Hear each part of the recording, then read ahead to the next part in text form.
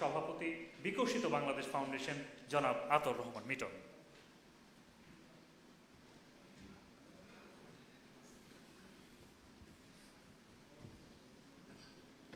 শ্রদ্ধেয় সভাপতি, মঞ্চে উপবিষ্ট অতিথিবৃন্দ এবং মাননীয় প্রধান অতিথি, আমার অত্যন্ত প্রিয় ভাজন, এদেশের কৃষি খাতে অবদান রাখার জন্যে যিনি 21শে পদকে ভূষিত হয়েছেন, এছাড়াও বাংলাদেশের ভবিষ্যৎকে এগিয়ে নিয়ে যাওয়ার জন্যে অত্যন্ত সফলভাবে যিনি দুটি প্রেক্ষিত পরিকল্পনা এবং একটি দীর্ঘমেয়াদী শতবর্ষী পরিকল্পনা প্রণয়ন করেছেন, সেই কৃষি অর্থনীতিবিদ ডক্টর শামসুল আলম স্যার আজ আমাদের এখানে অতিথি হয়ে এসছেন। আপনারা সবাই জানেন স্যার বাংলাদেশ পরিকল্পনা কমিশনে তিনি কাজ করতেন এবং পরিকল্পনা কমিশনের একজন মেম্বার হিসেবে স্যারের হাত দিয়ে প্রণীত হয়েছিল প্রেক্ষিত পরিকল্পনা, যেটা 2010 থেকে 2021 ছিল, যার অধীনে আমরা এখনও আছি, এবং স্যারের হাতেই প্রণীত হয়েছে 2021 থেকে পরবর্তী 2041 সালের আরেকটি প্রেক্ষিত পরিকল্পনা, এবং স্যারের হাতেই প্রণীত হয়েছে বাংলাদেশের শতবর্ষী পরিকল্পনা, যেটা ডেল্টা প্ল্যান নামে পরিচিত। সুতরাং এই যে এগিয়ে চলা 100 বছরের যে এগিয়ে চলার যে পরিকল্পনা, যে মানুষটি খুব নিবিড়ভাবে যে কাজের সঙ্গে যুক্ত ছিলেন, নিশ্চয়ই আরও অনেকেই কাজ করেছেন, স্যার এই পুরো কাজের নেতৃত্ব দিয়েছেন। সুতরাং তার কাছ থেকে আমাদের আসলে অনেক কিছু শোনার আছে, জানার আছে, এবং আমাদেরও কিছু কথা স্যারকে বলার আছে। আমরাও আশা করি যে স্যার আমাদের কিছু কথা, কিছু অনুরোধ, কিছু সুপারিশ বিবেচনা করবেন। আজ আমরা এখানে কৃষি উদ্যোক্তা সম্মেলনে সমবেত হয়েছি। 33 জেলা থেকে প্রতিনিধিরা এখানে এসছেন। আমরা সম্মেলনের উদ্বোধনী পর্বে আলোচনায় ছিলাম, এরপরে কৃষক সংলাপ হয়েছে। কৃষক সংলাপে কৃষক বন্ধুরা যে সকল প্রস্তাবনা দিয়েছেন তার একটি সংক্ষিপ্ত রূপ আমি এখানে তুলে ধরছি। বলে রাখা ভালো যে সব কিছুই আমরা এখানে বলছি না, শুধু মেজর কয়েকটা পয়েন্ট তুলে ধরছি মাননীয় প্রধান অতিথির বিবেচনার জন্য। আমাদের পরিকল্পনা রয়েছে আপনাদের যে সুপারিশগুলো, সব সুপারিশগুলোকে আমরা আরেকটু সুন্দর করে লিখে অফিসিয়ালি আমরা সেগুলো সাবমিট করব পরে, কিন্তু এখন শুধুমাত্র সম্মেলনের আউটকাম হিসেবে এবং বিশেষ করে মাননীয় প্রধান অতিথি এবং আমাদের এখানে বিশেষ অতিথি যারা আছেন তাদের জন্য একটা সামারির মতো করে আমরা তুলে ধরছি। এবং একই সাথে আনন্দের সাথে স্যার জানাইতে চাই যে আমরা ওই যে মেঘ না চাইতে জলের মতো, আজকের এই কৃষি উদ্যোক্তা সম্মেলনে প্রধান অতিথি হিসেবে ছিলেন কৃষি মন্ত্রণালয়ের মাননীয় মন্ত্রী। তিনি তার বক্তব্যে একটি যুগান্তকারী ঘোষণা দিয়েছেন এবং আমরা খুবই আহ্লাদিত। তিনি বলেছেন যে কৃষি মন্ত্রণালয়ের একটি কৃষি উদ্যোক্তা সেল গঠন করবেন তিনি। এই কৃষি উদ্যোক্তা সেল গঠনের মাধ্যমে যাতে করে কৃষি উদ্যোক্তাদের সহায়তা করা যায়, তাদের কথা শোনা যায়, তার ব্যাপারে তিনি উদ্যোগ গ্রহণ করবেন, এটা তিনি ঘোষণা দিয়েছেন আজকে। এবং তিনি এতটাই কনফিডেন্ট যে তিনি বলেছেন যে মিডিয়ার বন্ধুরা যেন চাইলে এটা কোট করতে পারে যে আমরা এটা করতে যাচ্ছি। আমরা খুবই আহ্লাদিত স্যার যে কৃষি উদ্যোক্তা সেল যদি গঠিত হয় তাহলে কৃষি উদ্যোক্তারা হয়তো তাদের সুখ দুঃখের কথা বলতে পারবে। আমাদের সুপারিশ হচ্ছে এই কৃষি উদ্যোক্তা সেলে যেন কৃষি উদ্যোক্তা প্রতিনিধি রাখা হয়, এটা যেন শুধুমাত্র সরকারি কর্মকর্তা বা আমজনতার ভাষায় আমলা নির্ভর না হয়ে যায়, সেই সুপারিশটি আমরা প্রস্তাব করছি। আমাদের আজকের এই সম্মেলনে সুপারিশে এসছে যে কৃষির আধুনিকীকরণের জন্যে যে বড় প্রকল্প নেওয়া হচ্ছে, সরকার একটা প্রকল্পের কথা বলেছে, মাননীয় কৃষিমন্ত্রী 3000 কোটি টাকার একটা প্রকল্প। এই সকল প্রকল্প গ্রহণ করার ক্ষেত্রে প্রান্তজনীয় কৃষক বা ক্ষুদ্র কৃষক তাদের স্বার্থটাকে যেন বিবেচনায় রাখা হয়, তারা যেন বাদ না পড়ে। কেননা আমরা বিশ্বাস করি ইনক্লুসিভ ডেভেলপমেন্ট হতে হবে এবং সেটা সরকারেরও ইচ্ছা। আমাদের এখানে সুপারিশ এসছে 3 নম্বরে যে কৃষি ঋণ নীতিমালা সহজীকরণ করতে হবে এবং প্রণোদনার যে সুবিধা সরকার এই করোনাকালে দিয়েছে এই ধরনের সুবিধা সম্প্রসারণ করা যেতে পারে। যেমন আমরা কৃষি ঋণের ক্ষেত্রে আমাদের দাবি সেটা হচ্ছে 5%, 5% হারে এটা কৃষক দেবে 5%, আর এর পরে যদি, যেহেতু ব্যাংকের নীতিমালা আছে 9%, এই বাকি যে 4% এইটা সরকার ভর্তুকি দেবে। এইটা যেটা আমরা করোনাকালেও দেখেছি, এই প্যাকেজটাকেই আগামীতে এটা অন্তত কয়েক বছরের জন্য এটা বর্ধিত করার আমরা সুপারিশ করছি আজকের এই সম্মেলন থেকে। আমাদের এখানে সুপারিশ এসছে যে কৃষি ঋণের সাথে জীবন বীমার ব্যবস্থার এটা একটা নীতিমালার মধ্যে নিয়ে আসতে হবে। যারা কৃষি ঋণ নেবেন তারা প্রিমিয়াম হিসেবে কিছু টাকা দেবেন এবং তাদের জীবন বীমা, কৃষকের জীবন বীমা এটা অটো হবে। অনেক সময় আপনারা মোবাইলের মধ্যে দেখেন যে মোবাইলের বিলের সাথে আপনার জীবন বীমা হয়ে যায়, সেরকম কৃষি ঋণের সাথে এই জীবন বীমাটা চালু থাকবে। এটা স্যার আজকে প্রস্তাব এসছে। আজকে এই সম্মেলন থেকে প্রস্তাব করা হয়েছে, এটা পুরনো প্রস্তাব হলেও নতুন করে আবার এসছে, ফসলের বীমা করতে হবে, ফসলের বীমার নিশ্চয়তা দিতে হবে। একজন কৃষক এখানে বলেছে স্যার যে করোনাকালে তার 100 কোটি টাকার ক্ষতি হয়েছে, এই যে 1 কোটি টাকা, তো 1 কোটি টাকা ক্ষতি হয়েছে, সেই 1 কোটি টাকা যে ক্ষতি হলো এবার তার ক্ষতিপূরণটা কে দেবে? সরকার তো বা কোথাও থেকে তো কোনো ক্ষতিপূরণের কোনো ব্যবস্থা নেই। তো এই ধরনের বিষয়গুলোর জন্য একটা ফসল বীমা, ক্ষতিপূরণ বীমা এইরকম একটা ব্যবস্থা থাকতে হবে। এবং আরেকটা প্রস্তাব একই সাথে এসছে, সেটা হচ্ছে যে কৃষি ঋণ নীতিতে ফ্লেক্সিবল যে যে এলাকা ভিত্তিক, যে যেহেতু সিজনাল হয়, যে সিজন থেকে টাকা শোধ করতে হয়, সেই জন্যে এই সিজন যেহেতু এক এক এলাকায় এক এক রকম, সেই জন্যে এটা ফ্লেক্সিবল হওয়া দরকার। কৃষি ঋণ নীতিমালাকে একটা ফ্লেক্সিবল করতে হবে। ভাষাটা যাই হোক, স্পিরিটটা হচ্ছে একটা ফ্লেক্সিবল নীতিমালা থাকতে হবে। একটা সুপারিশ এসছে স্যার যে এগ্রি বিজনেস ইনকিউবেশন সেন্টার গঠন করতে হবে। কৃষিকে যদি বাণিজ্যিকীকরণ করতে হয় এবং স্মার্ট করতে হয়, আমাদের ভবিষ্যতের যে কম্পিটিশন সেটার সঙ্গে যদি টিকে থাকতে হয়, তাহলে আমাদের ইনোভেশন লাগবে এবং তার জন্য এগ্রি বিজনেস ইনোভেশন সেন্টারের একটা উদ্যোগ থাকতে হবে। আমাদের এখানে সুপারিশ এসছে যে কৃষি উদ্যোক্তাদের প্রশিক্ষণ এবং ক্ষমতায়ন খুব জরুরি। কেননা আমাদের কৃষি এখনও পর্যন্ত সেই বাপদাদার আমল থেকে যা দেখেছি, শিখেছি, শুনেছি সেইটুকুর মধ্যেই আছে। অনেক কিছুই পরিষ্কারভাবে অনেকে জানেন না, সেখানে কতগুলো উদাহরণ এসছে। সেই জন্যে উদ্যোক্তাদের প্রশিক্ষণ দেওয়ার জন্য একটা বিশেষ ব্যবস্থা থাকতে হবে।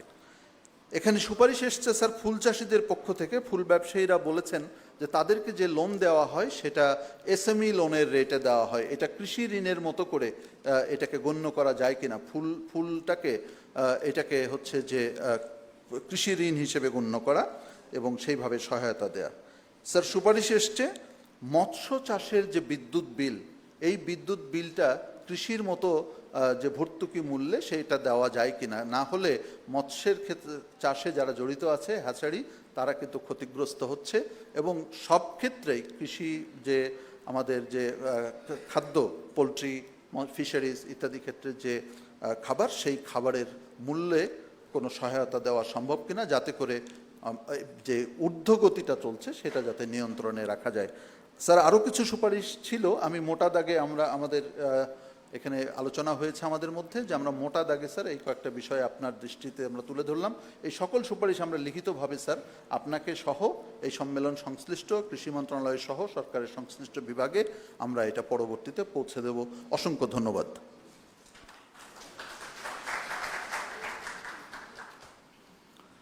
ধন্যবাদ। কবির ভাষায় বলতে হয়, সব সাধকের বড় সাধক আমার দেশের চাষা, দেশ মাতারি মুক্তিকামী দেশের সে যে আশা। এবং যারা আমাদের দেশের আশা, সমাজের আশা, তাদের আশাকে পরিপূর্ণ করার জন্য আমরা নিয়ে এসেছি ভরসার নতুন জানালা। আপনাদেরকে স্বাগত এবং সেই ভরসার নতুন জানালার কিছু সুপারিশমালা আপনাদের সামনে পেশ করা হলো। সুপ্রিয় সুধীমণ্ডলী, আমরা মূল আলোচনায় ফিরে যাব। যাওয়ার আগে আমরা অন্তত একজন কৃষি উদ্যোক্তার কথা শুনতে চাই, তারা কিভাবে এত দূর এসছেন বা তাদের স্বপ্নটা কি, সম্ভাবনাটাকে কিভাবে নিয়ে যেতে চান সামনে। চর ফ্যাশন থেকে আগত কৃষি উদ্যোক্তা জনাব মোহাম্মদ সোলাইমান, আপনাকে আহ্বান জানাবো বক্তব্য নিয়ে আসার জন্য। ধন্যবাদ।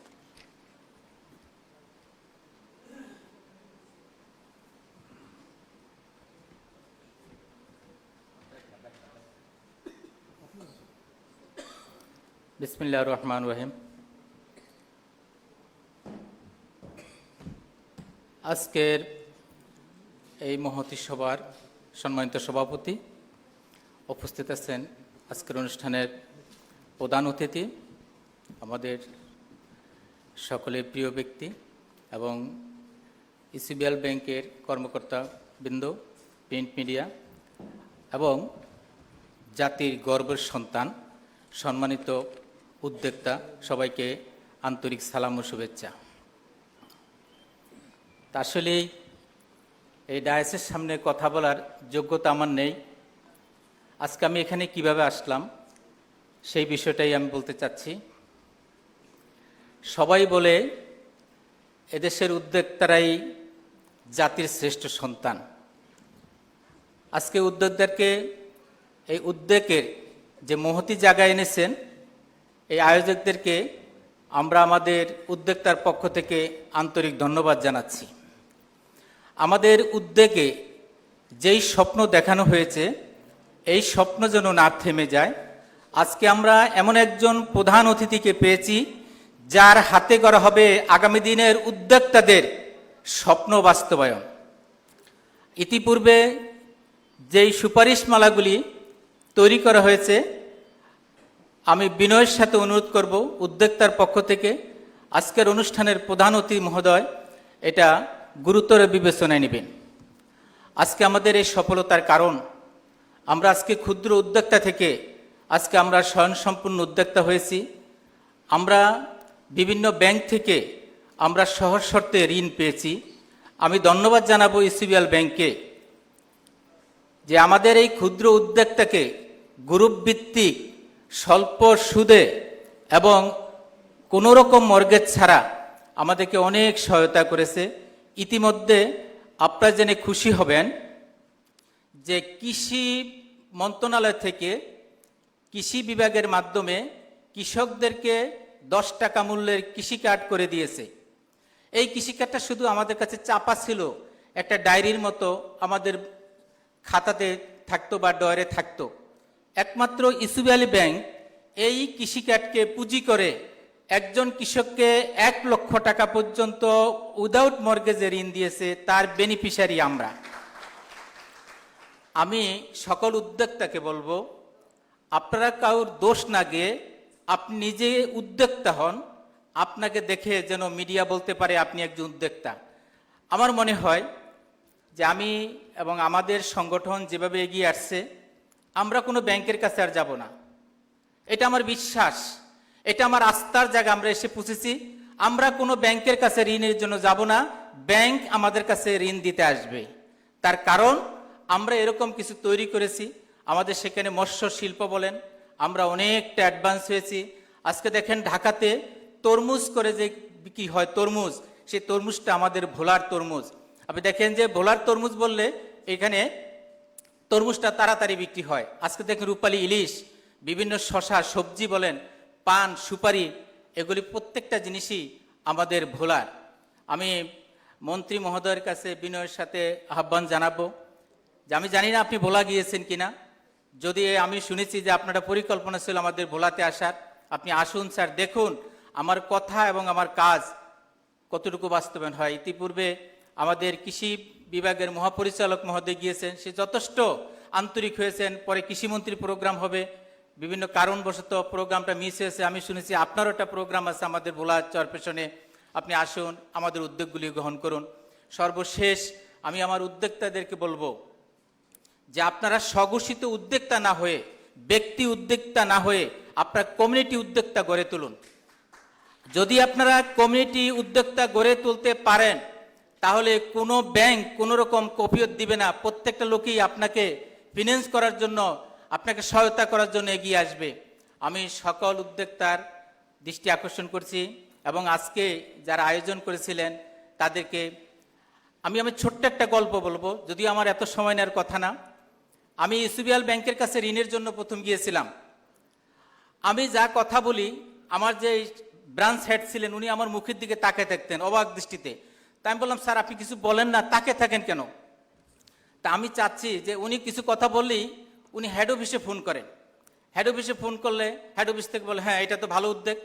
আবার কথা বলি, আবার একটা বললে উনি হেড অফিসে ফোন দেন, দিয়ে এই সকল তথ্য নিয়ে এখন আমাদের সেখানে কম্পিটিশন শুরু হয়েছে যে কে কত টাকা ঋণ নিতে পারো। কিন্তু ঋণ নিয়ে আপনি ঋণ পরিশোধ করার মন মানসিকতা আমাদের থাকতে হবে, তাহলেই আমাদের সফলতা সার্থকতা আসবে। ব্যক্তিকে কোনোদিন ডেভেলপ করা সম্ভব নয়, ব্যক্তি উন্নয়ন হবে না কমিউনিটি ছাড়া। আমি উদাত্ত আহ্বান জানাবো, আজকে আমাদের যে পরিকল্পনা মন্ত্রী মহোদয় আছেন, আমাদের এই পরিকল্পনাগুলি আপনি বাস্তবায়ন করবেন এবং কৃষকের এই দুর্দশা থেকে ফিরে এনে এবং এই উদ্যোক্তাদেরকে আপনি স্বাবলম্বী করার মহতি উদ্যোগ নেবেন, এই প্রয়াস এ প্রত্যাশা রেখে দ্বীপ জেলা ভোলা সফরের আহ্বান জানিয়ে আমি আমার সংক্ষিপ্ত আলোচনা এখানে শেষ করলাম। খোদা হাফেজ।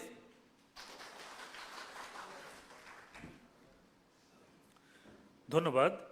এ পর্যায়ে বক্তব্য নিয়ে আসার জন্য আহ্বান জানাচ্ছি জনাব প্রণব সাহা, সম্মানিত এডিটর, ডিবিসি।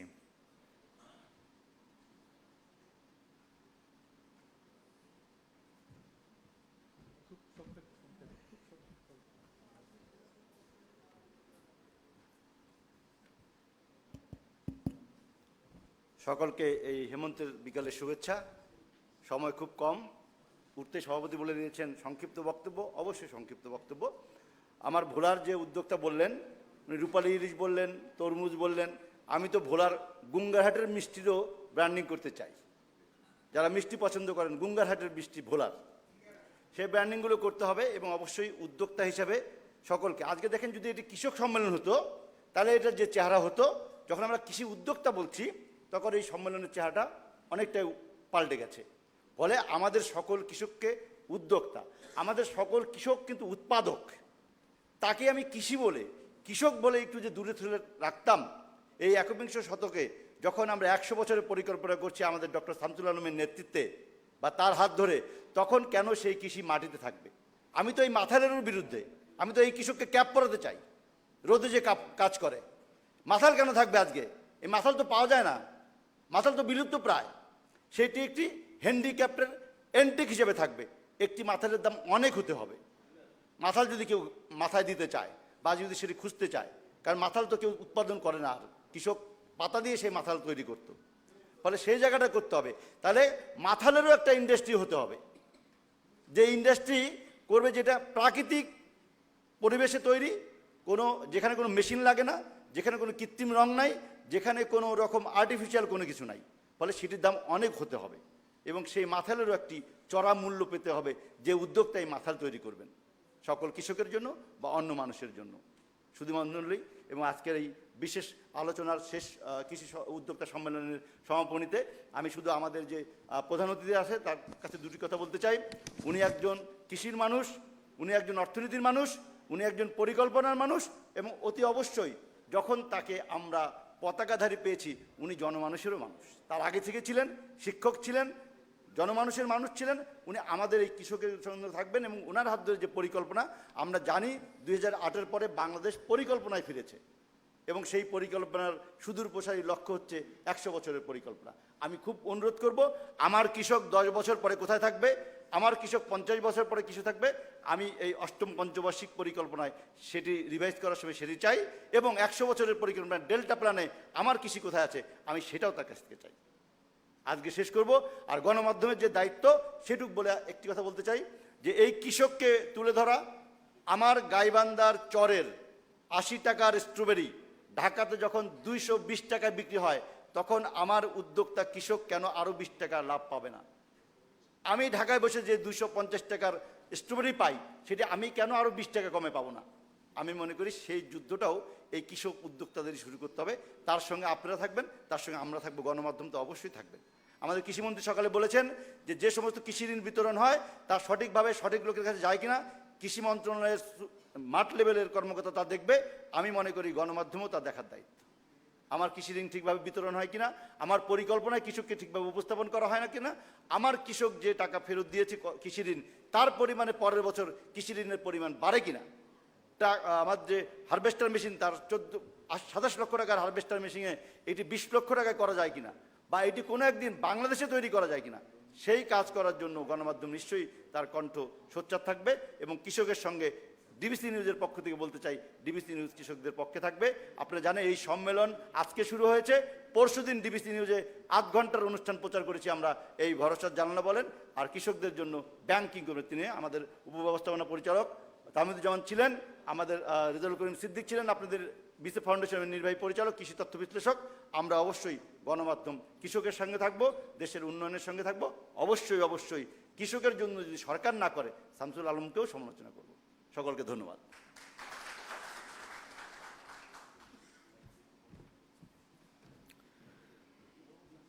ধন্যবাদ। বক্তব্য নিয়ে আসছেন সম্মানিত সদস্য, বাংলাদেশ নিরাপদ খাদ্য কর্তৃপক্ষ, প্রফেসর ডক্টর আব্দুল আলিম।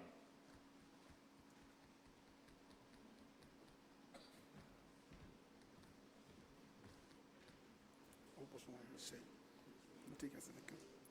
ধন্যবাদ আপনাকে, সম্মানিত প্রধান অতিথি, সভাপতি স্যার এবং অন্যান্য অতিথি, সামনে উপবিষ্ট কৃষি বিজ্ঞানী থেকে শুরু করে যে কৃষকরা আছেন, কৃষকের উদ্যোক্তা আছেন, সবাইকে আমার ব্যক্তিগত পক্ষ থেকে এবং আমার প্রতিষ্ঠান বাংলাদেশ নিরাপদ খাদ্য কর্তৃপক্ষের পক্ষ থেকে আপনাদের শুভেচ্ছা জানাচ্ছি।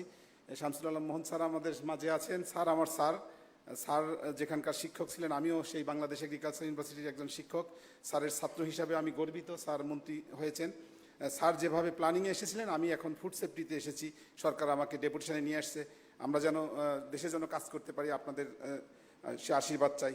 আমি খুব অল্প কথা বলবো। আপনারা জেনে খুশি হবেন যে আজকে আমি দেখছি যে কৃষক, আজকে আমি মানে উদ্যোক্তা বা কৃষকের সম্মেলন আমি দেখলাম, যেখানে এই জাতীয় পর্যায়ের যে মঞ্চে কৃষকরা, এটি আমাকে উৎসাহিত করেছে, আমাকে খুব আনন্দিত করেছে যে কৃষক ছিল একদিন অবহেলিত, মানুষ গালি দিত কৃষক বলে, চাষা বা কৃষক বলে। সেই কৃষক আজ মঞ্চে একটা জাতীয় প্রোগ্রামের মঞ্চে এসে বসেছে।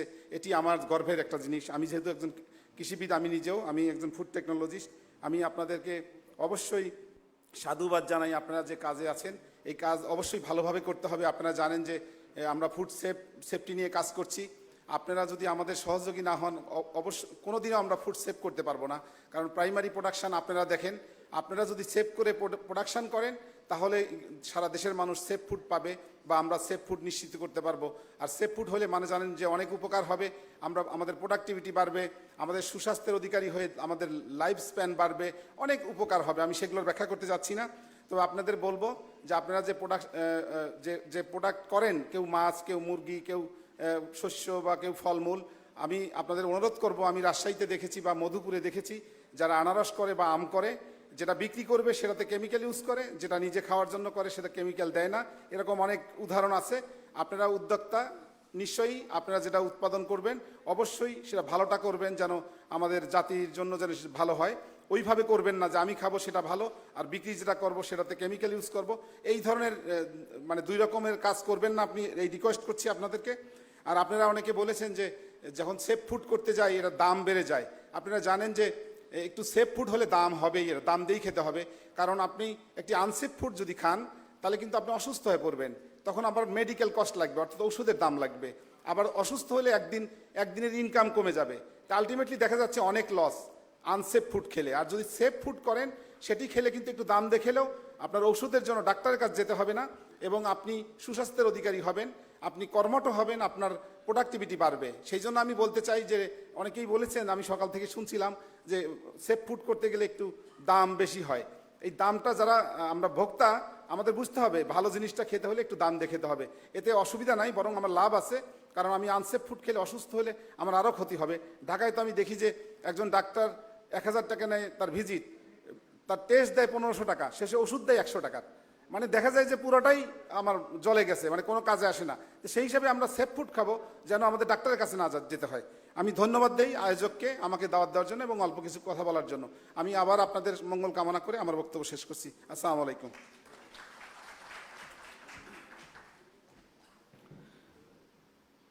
ধন্যবাদ। এ পর্যায়ে আমি সবিনয় আহ্বান জানাচ্ছি বক্তব্য নিয়ে আসার জন্য সম্মানিত পরিচালক, কৃষি সম্প্রসারণ অধিদপ্তর, ডক্টর মোহাম্মদ আবু সাইদ মিয়া।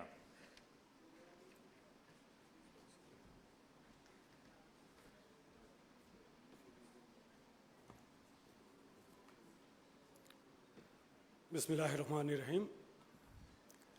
ভরসার নতুন জানালা কৃষি উদ্যোক্তা সম্মেলন 2021 এই অনুষ্ঠানের সম্মানিত সভাপতি, সম্মানিত প্রধান অতিথি, আমাদের সকলের শ্রদ্ধেয় ডক্টর শামসুল আলম স্যার।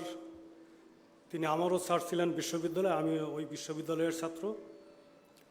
উপস্থিত আছেন মং সার্কেলের সম্মানিত রাজা সাচিমপুর চৌধুরী, অন্যান্য মঞ্চ উপস্থিত অতিথিবৃন্দ এবং আমন্ত্রিত অতিথিবৃন্দ, এবং যাদের উদ্দেশ্যে আজকের এই অনুষ্ঠান, সেই সম্মানিত কৃষক ভাইয়েরা, কৃষক উদ্যোক্তা, যারা এই দেশের অর্থনীতির চালিকা শক্তিকে সামনের দিকে এগিয়ে নিয়ে যাচ্ছেন, তাদেরকে আমি সশ্রদ্ধ সালাম জানাচ্ছি। আপনারা জানেন যে কৃষি সম্প্রসারণ অধিদপ্তর কৃষকদের সেবায় সার্বক্ষণিকভাবে নিরলসভাবে কাজ করে যাচ্ছে এবং এটি কৃষি মন্ত্রণালয়ের, অর্থাৎ যদি আমি বলি যে কৃষি সেক্টর একটি সর্ববৃহৎ প্রতিষ্ঠান।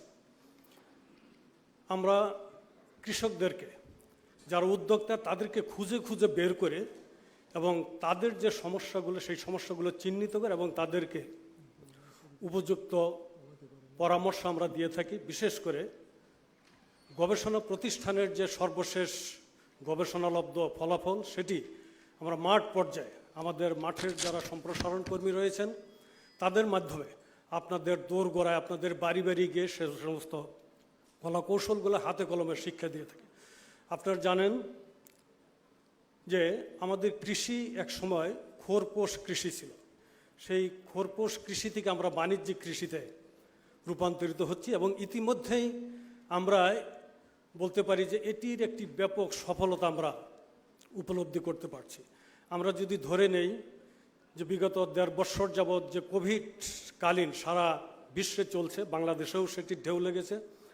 এই কোভিডের মধ্যেও সমস্ত সেক্টরগুলো যেখানে স্থবির হয়ে গেছে, একমাত্র কৃষি অদম্য গতিতে গিয়ে চলেছে। কৃষি একমাত্র ভরসার স্থল।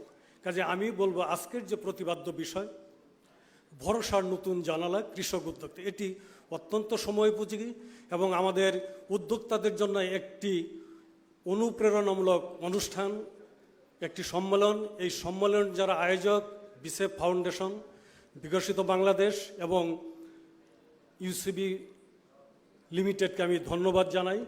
আসলে বাণিজ্যিক কৃষি করতে হলে টেকনোলজির পাশাপাশি আমাদের অনেক কৃষক ভাইরা বলেছেন, আমি সকাল থেকে এখানে ছিলাম, তাদের এটির পিছনে যে আর্থিক সহযোগিতা প্রয়োজন, এটি অত্যন্ত গুরুত্বপূর্ণ। আমি সমস্ত টেকনোলজি, সমস্ত পরামর্শ, সমস্ত কিছুই নিয়ে গেলাম, কিন্তু তার আর্থিক সচ্ছলতা যদি না থাকে তাহলে কিন্তু এটি বাস্তবায়ন করা অত্যন্ত কঠিন হয়ে যাবে। তো সেই ক্ষেত্রে আমি অত্যন্ত আনন্দিত যে ইউসিবি ব্যাংক লিমিটেড এটির তাদের হাতকে সম্প্রসারিত করেছেন এবং আজকের এই অনুষ্ঠানের মাধ্যমে আমাদের উদ্যোক্তাদের একটি আকুল আবেদন ছিল, বিশেষ করে যারা এই লোন আর্থিক প্রতিষ্ঠান, তাদের হাতকে যদি আরও সম্প্রসারিত করেন তাহলে আমাদের উদ্যোক্তারা তাদের এই উদ্যোগকে নব উদ্যমে এগিয়ে নিয়ে যেতে পারবো এবং দেশকে আমরা সোনার বাংলায় রূপান্তরিত করতে পারবো। তা আমি আর কথা দীর্ঘায়িত করতে চাই না। আরেকটি কথা আমি এখানে বলতে চাই, আমাদের অনেক কৃষক ভাইরা বলেছেন যে তাদের ফসল উৎপাদনের ক্ষেত্রে যে কলাকৌশল, যে ট্রেনিং, এটি যেন ঠিকভাবে হয়। আমাদের উপজেলা পর্যায়ের যে অফিসগুলো আছে, আমাদের মাঠ পর্যায়ের যে সম্প্রসারণ কর্মীরা আছে, নিশ্চয়ই তাদের সাথে আপনাদের একটি নিবিড় যোগাযোগ রয়েছে এবং সেক্ষেত্রে আপনাদের কোনো সমস্যা থাকলে যদি সেটি তাদের গোচরীভূত করেন, নিশ্চয়ই এক্ষেত্রে আপনাদের আমরা সর্বাত্মকভাবে পরামর্শ দেবো। আরেকটি কথা এসেছে যে নিরাপদ খাদ্য, সেফ ফুড, এটির জন্য কিন্তু আমরা কাজ করে যাচ্ছি। আপনারা জানেন যে উত্তম কৃষি চর্চা, সেটি ফসলের ফলানো থেকে শুরু করে ভোক্তার টেবিল পর্যন্ত যাতে নিরাপদ থাকে, এই বিষয়টিকেও আমরা কাজ করে যাচ্ছি। আর ফসল উৎপাদন করতে গেলেই সেখানে ফসলের রোগবালাই থাকে, সেখানে আমরা কীটনাশক বা অন্যান্য রাসায়নিকের ব্যবহার করি। এই ব্যবহারটি কিভাবে কমানো যায় সেটি নিয়েও কিন্তু কৃষি বিভাগ কাজ করে যাচ্ছে। আপনারা জানেন যে আমরা integrated pest management, integrated crop production management, এই কাজগুলো করে যাচ্ছি। এর পাশাপাশি রাসায়নিক কীটনাশকের পাশাপাশি আমরা বায়োপেস্টিসাইড, যেটিকে আমরা প্রমোট করতেছি। আমাদের বাংলাদেশে এখন প্রায় 600-র মতো কোম্পানি আছে যারা কেমিক্যাল পেস্টিসাইড তৈরি করেন এবং প্রত্যেকটি পেস্টিসাইড কোম্পানিকে আমরা নির্দেশনা দিয়েছি যে তাদেরকে এখন কেমিক্যাল পেস্টিসাইডের রেজিস্ট্রেশন নিতে হলে অবশ্যই তাকে কমপক্ষে 2টো করে বায়োপেস্টিসাইড তাদেরকে এটিকে এগিয়ে নিতে। আমরা চাই যে সামনের দিনগুলোতে আমরা কেমিক্যাল পেস্টিসাইডের পরিবর্তে আমাদের ফসলকে জৈবিকভাবে বায়োপেস্টিসাইড দ্বারা যদি আমরা ফসলকে রক্ষা করতে পারি, সেই ক্ষেত্রে আমাদের যে সেফ ফুড প্রোডাকশনের যে টার্গেট, সেই টার্গেটটুকু আমরা এগিয়ে নিয়ে যেতে পারবো। তো আমি আর আমার কথা দীর্ঘায়িত করতে চাই না। আবারও কৃষি সম্প্রসারণ অধিদপ্তরের পক্ষ থেকে আমি আপনাদেরকে অভিনন্দন জানাচ্ছি যে এরকম একটি সুন্দর অনুষ্ঠানে আপনারাও এসেছেন এবং যারা এটির উদ্যোক্তা, তাদের সমন্বিত প্রচেষ্টায় আগামী দিনের কৃষিকে আমরা আরও সুন্দর, সার্থকভাবে এবং বাণিজ্যিক কৃষিতে রূপান্তরিত করতে পারবো, এই আশাবাদ ব্যক্ত করি আমি আমার কথা শেষ করছি। সবাইকে ধন্যবাদ।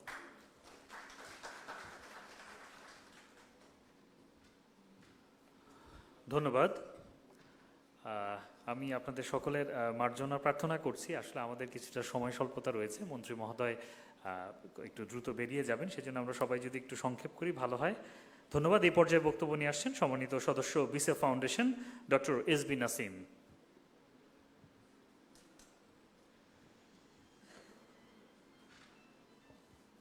ধন্যবাদ।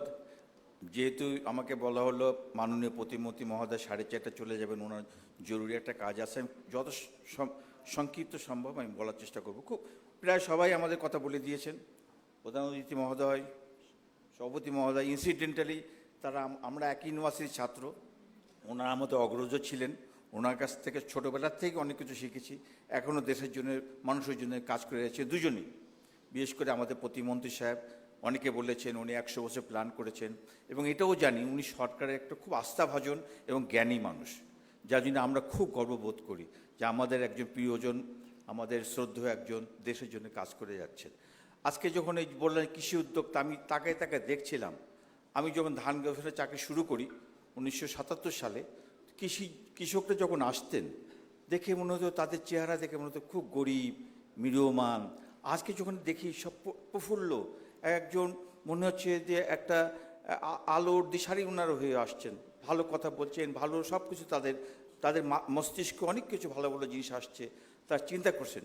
আমি তো প্রায় একটা কথা বলি যে সাবসিস্টেন্স ফার্মিং থেকে যখন আমরা কমার্শিয়াল ফার্মিংয়ে যাব, পিপল উইল প্লান্টিং মানি। কৃষকরা কিন্তু এখন দেখে কোনটা করলে আমার লাভবান হব, আমি এই ক্রপ করে লাভবান হব না এই ক্রপ করে লাভবান হব। আমি গত 1 মাস সারা প্রায় হাফ অফ বাংলাদেশ ট্যুর করে বেড়াইছি। ডুমুরিয়া, মাগুরা, খুলনা, সাতক্ষীরা থেকে রংপুর, নওগাঁ, বগুড়া। আমি দেখেছি যে ট্রান্সফরমেশনটা, কোনো জমি খালি নাই। একসময় আমার বাড়ি খুলনায়, লবণাক্তর কারণে ওই এলাকায় একটা ফসলই হতো আমন ফসল, কিন্তু এখন দেখি সারা বছর ফসল হচ্ছে।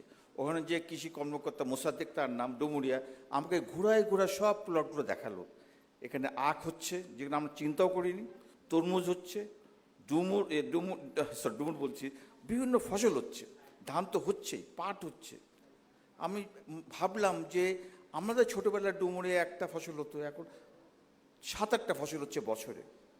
এটা সম্ভব আপনাদের মতো লোক দিয়ে, আপনাদের মেধা দিয়ে, আপনাদের বৃত্তি দিয়ে, আপনাদের পুরনো এক্সপিরিয়েন্স দিয়ে এগুলো কাজ করতে পারেন। আমাদের দায়িত্ব, বিশেষ করে যারা কৃষি মন্ত্রণালয়ের সাথে জড়িত এবং কৃষি সম্প্রসারণের সাথে জড়িত, প্ল্যানিংয়ের সাথে জড়িত, এই জিনিসটা আপনাদেরকে ধরাই দেওয়া। আপনি এই এলাকার তরমুজ সম্ভব যদি আপনি এইটা করেন, আপনি এই এলাকায় কলা চাষ সম্ভব যদি আপনি এইটা করেন। এই কাজগুলো যারা আমরা কৃষির সাথে জড়িত, আপনাদের কাছে এটা পৌঁছে দেয়। বাট আপনার দায়িত্ব এই জিনিসটা ঠিকমতো ইমপ্লিমেন্ট করা, যেটা এখন হচ্ছে সারা বাংলাদেশে। আমরা তো প্রায় বলি, আমি প্রায় প্রত্যেকটা মিটিংয়ে, আমি যে বিশেষ মিটিংয়ে বলি, আমরা খাদ্যে স্বয়ংসম্পূর্ণ, কিন্তু পুষ্টিতে না।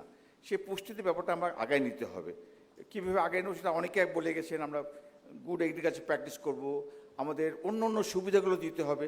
আমার মাননীয় প্রতিমন্ত্রীর কাছে একটা নিবেদন থাকবে, এই যে আজকে কৃষি উদ্যোক্তারা বিভিন্ন কথা সকাল থেকে বলে গেছেন, আমরা এইটা চাই, হয়তো সবগুলো আপনার সম্ভব না হয়তোবা, কিন্তু যেটা আপনাদের কাছে আমার অনুরোধ থাকবে, কৃষকরা যেগুলো কথা বলছেন তাদের একটু সহজ করে দিন, তাদের জীবনযাত্রাটাকে, তাদের ঋণ প্রাপ্তি থেকে, তাদের ভালো বীজ প্রাপ্তি থেকে, তাদের ভালো সার প্রাপ্তটাকে, তাদের ট্রেনিং প্রাপ্তটাকে, যেটা করা সম্ভব। এবং এগ্রিকালচার যে এটা কিন্তু কন্টিনিউয়াস প্রসেস। আমরা ছোটোবেলায় দেখেছি একরকম, এখন দেখছি এখন। আমি যখন ধান গৃহ চাকরি করতাম তখন মাত্র 10-12টা রাইস ছিল, এখন 110টা রাইস আমরা ডেভেলপ করেছি। এটা কন্টিনিউয়াস, আরও হয়তো হবে। বিভিন্ন ভ্যারাইটি আসতেছে, তরমুজের ভ্যারাইটি আছে, ভুট্টার ভ্যারাইটি আছে, কলার ভ্যারাইটি আসতেছে, বিটার গোডের ভ্যারাইটি আসতেছে, আসবেই।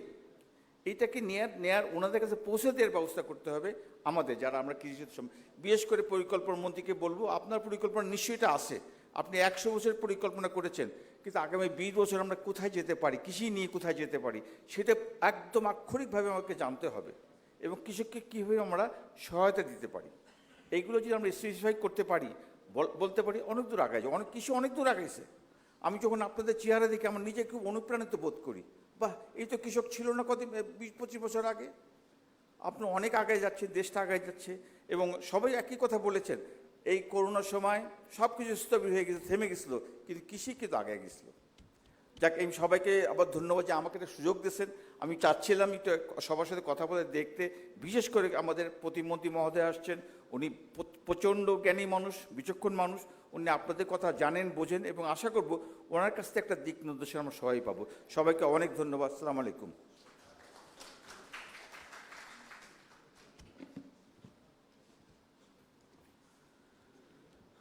ধন্যবাদ।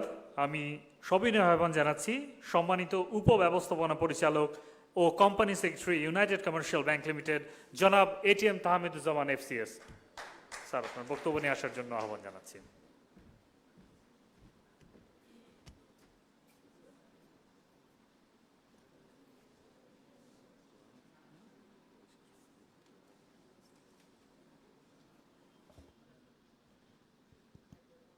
শুভ অপরাহ্ন। আজকের এই অনুষ্ঠানের মাননীয় প্রধান অতিথি, মাননীয় পরিকল্পনা প্রতিমন্ত্রী ডক্টর শামসুল আলম, ইতিমধ্যে জানতে পেরেছি, জানি সবাই যে বাংলাদেশের অত্যন্ত বিজ্ঞজনের একজন উনি। সুতরাং আমরা আজকে ওনাকে আমাদের মাঝে পেয়ে নিঃসন্দেহে গর্বিত। আজকের অনুষ্ঠানের সম্মানিত সভাপতি, উনিও আমাদের দেশের একজন প্রথিতযশা মানুষ।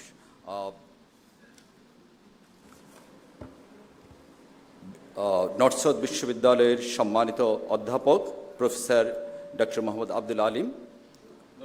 প্রফেসর নজরুল ইসলাম, এবং মঞ্চে উপবিষ্ট অন্যান্য অতিথিবৃন্দ, এবং আজকের এই অনুষ্ঠানে যাদেরকে কেন্দ্র করে আজকের এই অনুষ্ঠান, যারা আমাদের আজকের অনুষ্ঠানের মধ্যমণি, বাংলাদেশের বিভিন্ন প্রত্যন্ত অঞ্চল থেকে আসা কৃষি উদ্যোক্তা ভাই বোনেরা, আসসালামু আলাইকুম।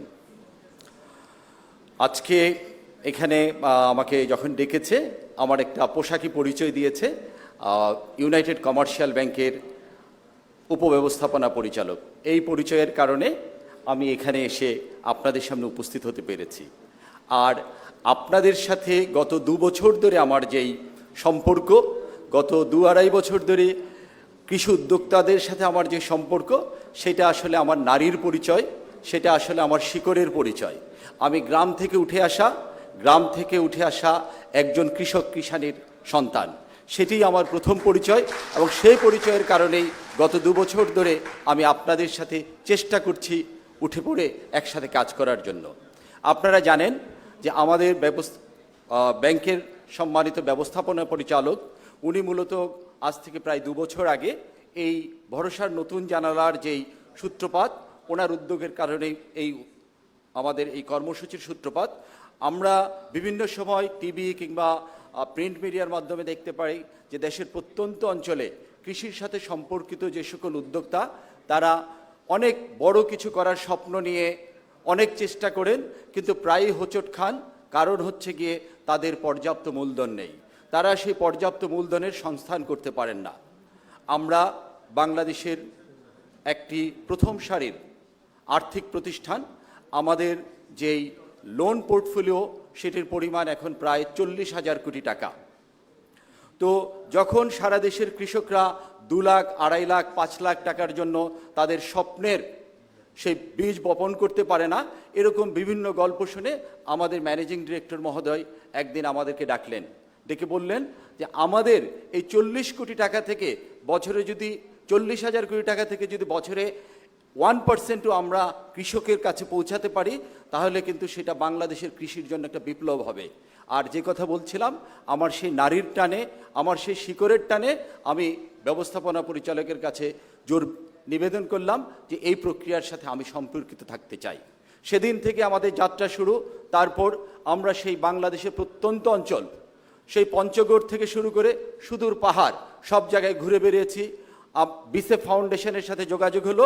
আমরা যখন এই স্বপ্ন নিয়ে যাত্রা শুরু করলাম, আমরা সবচেয়ে বড় সমস্যায় পড়লাম যে প্রকৃত কৃষক উদ্যোক্তা কারা, তাদেরকে খুঁজে পাওয়াটা আমাদের জন্য অনেক কঠিন ব্যাপার হয়ে গেল। আমি জাস্ট একটু পিছনের গল্প বলছি, আপনাদের বিরক্ত হেন না। তো এই প্রকৃত উদ্যোক্তা খুঁজতে গিয়ে কিভাবে খুঁজে পাই, বিভিন্নভাবে বিভিন্ন জনের সাথে আমরা যোগাযোগ করার চেষ্টা করি। হঠাৎ করে এক সময় ফেসবুকের মাধ্যমে খুঁজে পেলাম রেজাউল করিম সিদ্দিকী রানা ভাই, বিটিভির মাটি ও মানুষের উপস্থাপক।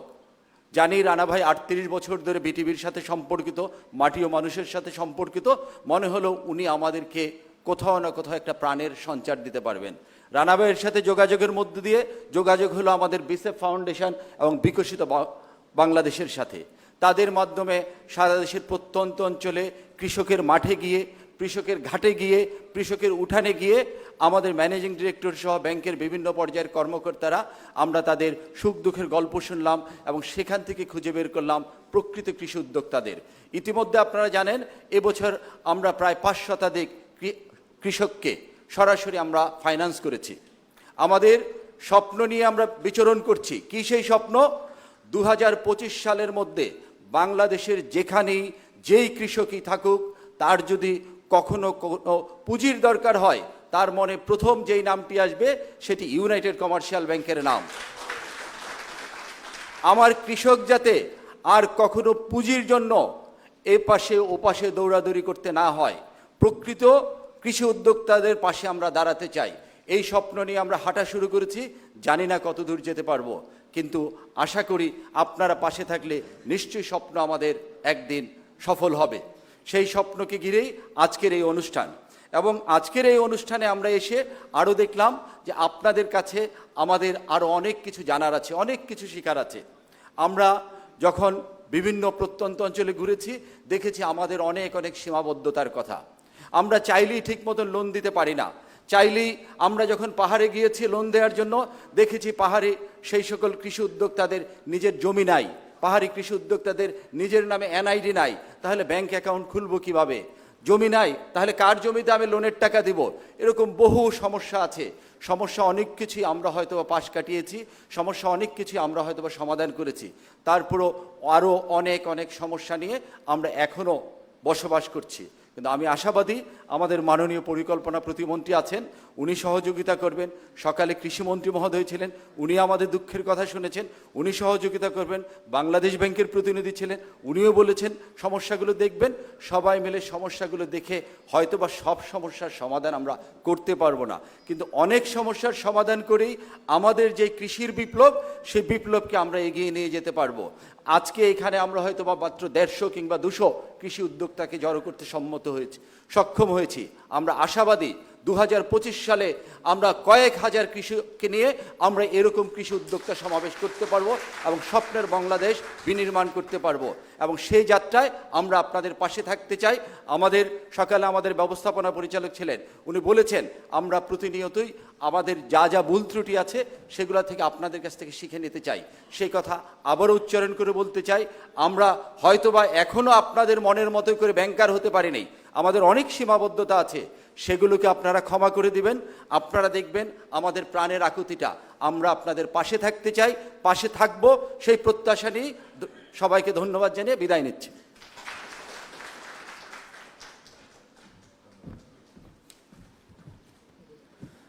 ধন্যবাদ। এ পর্যায়ে বক্তব্য নিয়ে আসবেন মং সার্কেলের সম্মানিত রাজা সাচিংপ্রু চৌধুরী।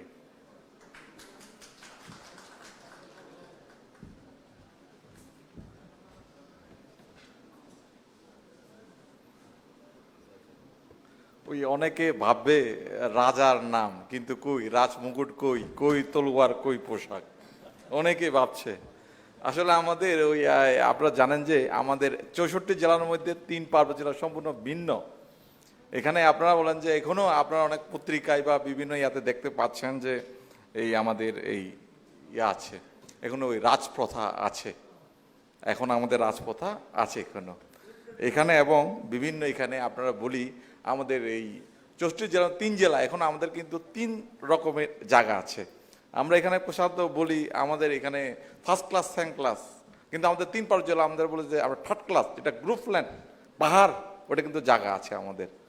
তো এখানে আজকে অনুষ্ঠানের মাননীয় প্রধান অতিথি, যাকে আমি পত্রিকায় পড়েছি কিন্তু সরাসরি দেখা হয়নি, তো ওনাকে দেখে আমি খুব আনন্দিত হয়েছি যে ওনার মতো একজন খুব অভিজ্ঞ এবং খুব মানে মানুষের সকলের শ্রদ্ধাভাজন এবং প্রিয় ব্যক্তিত্ব, তো ওনাকে পেয়ে আমি খুব খুশি হয়েছি।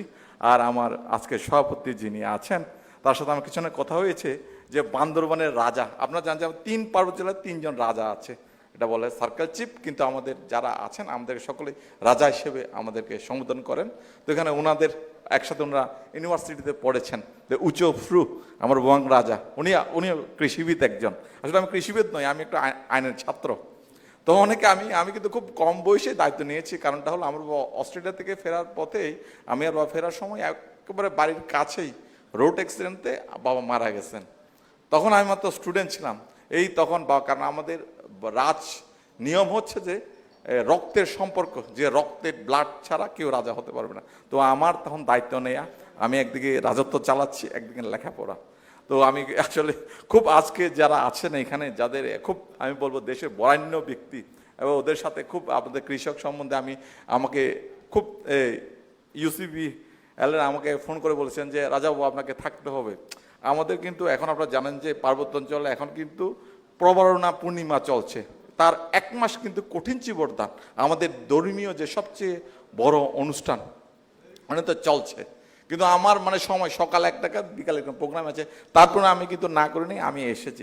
এসেই আমার মনে হয় যে আমি অনুষ্ঠানে এসে উপস্থিত আমি সার্থক মনে করছি যে এতজন একটা আমি শুনেছি, এবং আমাদের এত বিজ্ঞ এবং অভিজ্ঞ এবং আমাদের শ্রদ্ধাভাজনদের কথা শুনছি, মানে একেবারে আমার ইয়াই লাগছে। তো আমি কয়েকটি কথা বলবো যে ইউসিবি বেল আমাদের তো এখানে আছে যে ফার্স্ট ক্লাস এবং থার্ড ক্লাস গ্রুপ ল্যান্ড আমাদের জায়গা আছে, এগুলো কিন্তু আমাদের কিন্তু খাস আমরা বলবো সব কিন্তু আমাদের বোক দখলীয় জায়গা। আমার বাবা দাদা 14 পুরুষ ওই পাহাড়ে কিন্তু ওনাদের জুম চাষ করে গেছেন, কিন্তু আমাদের কিন্তু রেকর্ড নাই। আমাদের কি রেকর্ড? আমরা দখলীয় জায়গা, কোনো আমরা ওই জুম তো যে একটা জুমের খাদ্য সামান্য টাকা নেওয়া হয়, এখনো মনে হয় 6 টাকা 42 পয়সা, আর ওইটা কম মূল্যে ওইটা নেওয়া হয়। আসলে কিন্তু আমরা কিন্তু রেকর্ড পাচ্ছি না। যেমন আমরা অন্যান্য ব্যাংকে যখন আমরা লোন করতে যাই তখন কি প্রবলেম ফেস করি, আপনার তো কোনো রেকর্ডীয় জায়গা নেই, কই কবুলিয়ত কই দলিল পাচ্ছি না। কিন্তু একমাত্র আমাদের ইউসিবি ব্যাংক একবার সশতে আমাদের খাগড়াছড়ির উদ্যোক্তারা বলেছে যে একেবারে ইউসিবি ব্যাংক আমাদেরকে দিয়েছে। তো আমার মনে হয় ওটা খুব একটা আমাদের জন্য উপকার আসবে। যেমন আমাদের দেশরত্ন শেখ হাসিনা মাননীয় প্রধানমন্ত্রী 1997 সালে পার্বত্য চুক্তি করার পর কিন্তু আমাদের 3 পার্বত্য অকল্পনীয়ভাবে পরিবর্তন হয়ে গেছে। রাস্তাঘাট থেকে শুরু করে পর্যটন শিল্প, এবং আমাদের যেভাবে যে আমাদের একটা খাগড়াছড়ি এখন অনেক বলে যে আগে রাজশাহীর আম খেতাম, এখন কিন্তু আমরা কি খাচ্ছি? খাগড়াছড়ির আম্রপালি আম। একবার যে খাবেন ওটা মিষ্টি, এটা তুলনা হয় না। তো আমি বলবো যে আমাদের এই যে ইয়াটা একটু দীর্ঘমেয়াদী, মানে আমার খুব ঋণে যেগুলো দেওয়া আছে এগুলো আমাদের মনে হয়, যেটা আপনার দেখছেন যে অন্য এলাকার চাইতে আমাদের এলাকা কিন্তু ভিন্ন সম্পূর্ণ, ওটা কিছু আমাদের দীর্ঘমেয়াদী। আমি সকলের মানে কথাই বলবো, অনুরোধ করবো আপনাদেরকে যে যাতে আমাদেরকে দীর্ঘমেয়াদে কিছু ঋণ দেয়া হয়, যেগুলো 6 মাস করে না দিয়ে একটু বছরখানেক দীর্ঘমেয়াদী, তাহলে কি আমাদের সকলের যাতে উপকার আসে। তো মাননীয় আমাদের আছে কে যে প্রধান অতিথি, ওনাকে তো আর বলার ভাষা নেই। আর যে আমি পেপার পত্রিকায় শুনেছি যে ওনার এটা, আমি যে ওনাকে বিনীত অনুরোধ করবো যদি খাগড়াছড়ি কোনোদিন আসা হয় তো আমরা খুব খাগড়াছড়ি বাসী এবং মং সার্কেল, আমারটা হলো মং সার্কেল, তো আমরা খুব সম্মানিত বোধ করব। তো আমার নিমন্ত্রণ রইল, আর আমি কথা আর বাড়াচ্ছি না, সকলকে ধন্যবাদ এবং কৃতজ্ঞতা জানাচ্ছি। আজকের যে আয়োজক কমিটি আমাদের বিসেপ এবং কি বিকশিত বাংলাদেশ, তাদেরকে ইউসিবি সকলকে আমি কর্মকর্তা কর্মচারী এবং যারা আছেন সকলকে আমি ধন্যবাদ জানাচ্ছি।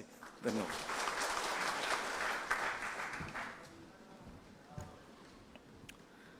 ধন্যবাদ সুপ্রিয় সুধীমণ্ডলী।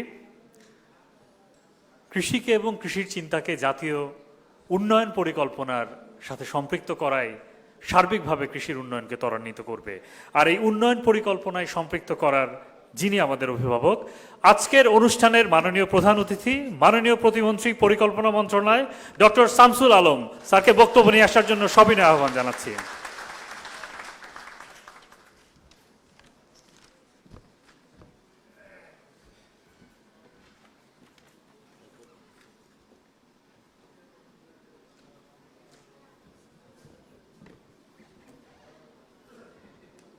শুভ অপরাহ্ন। আজকের এই সমাপনী অনুষ্ঠানে সভাপতিত্ব করছেন আমারই বন্ধুবর অধ্যাপক নজরুল ইসলাম, যিনি কৃষি অর্থনীতিবিদ।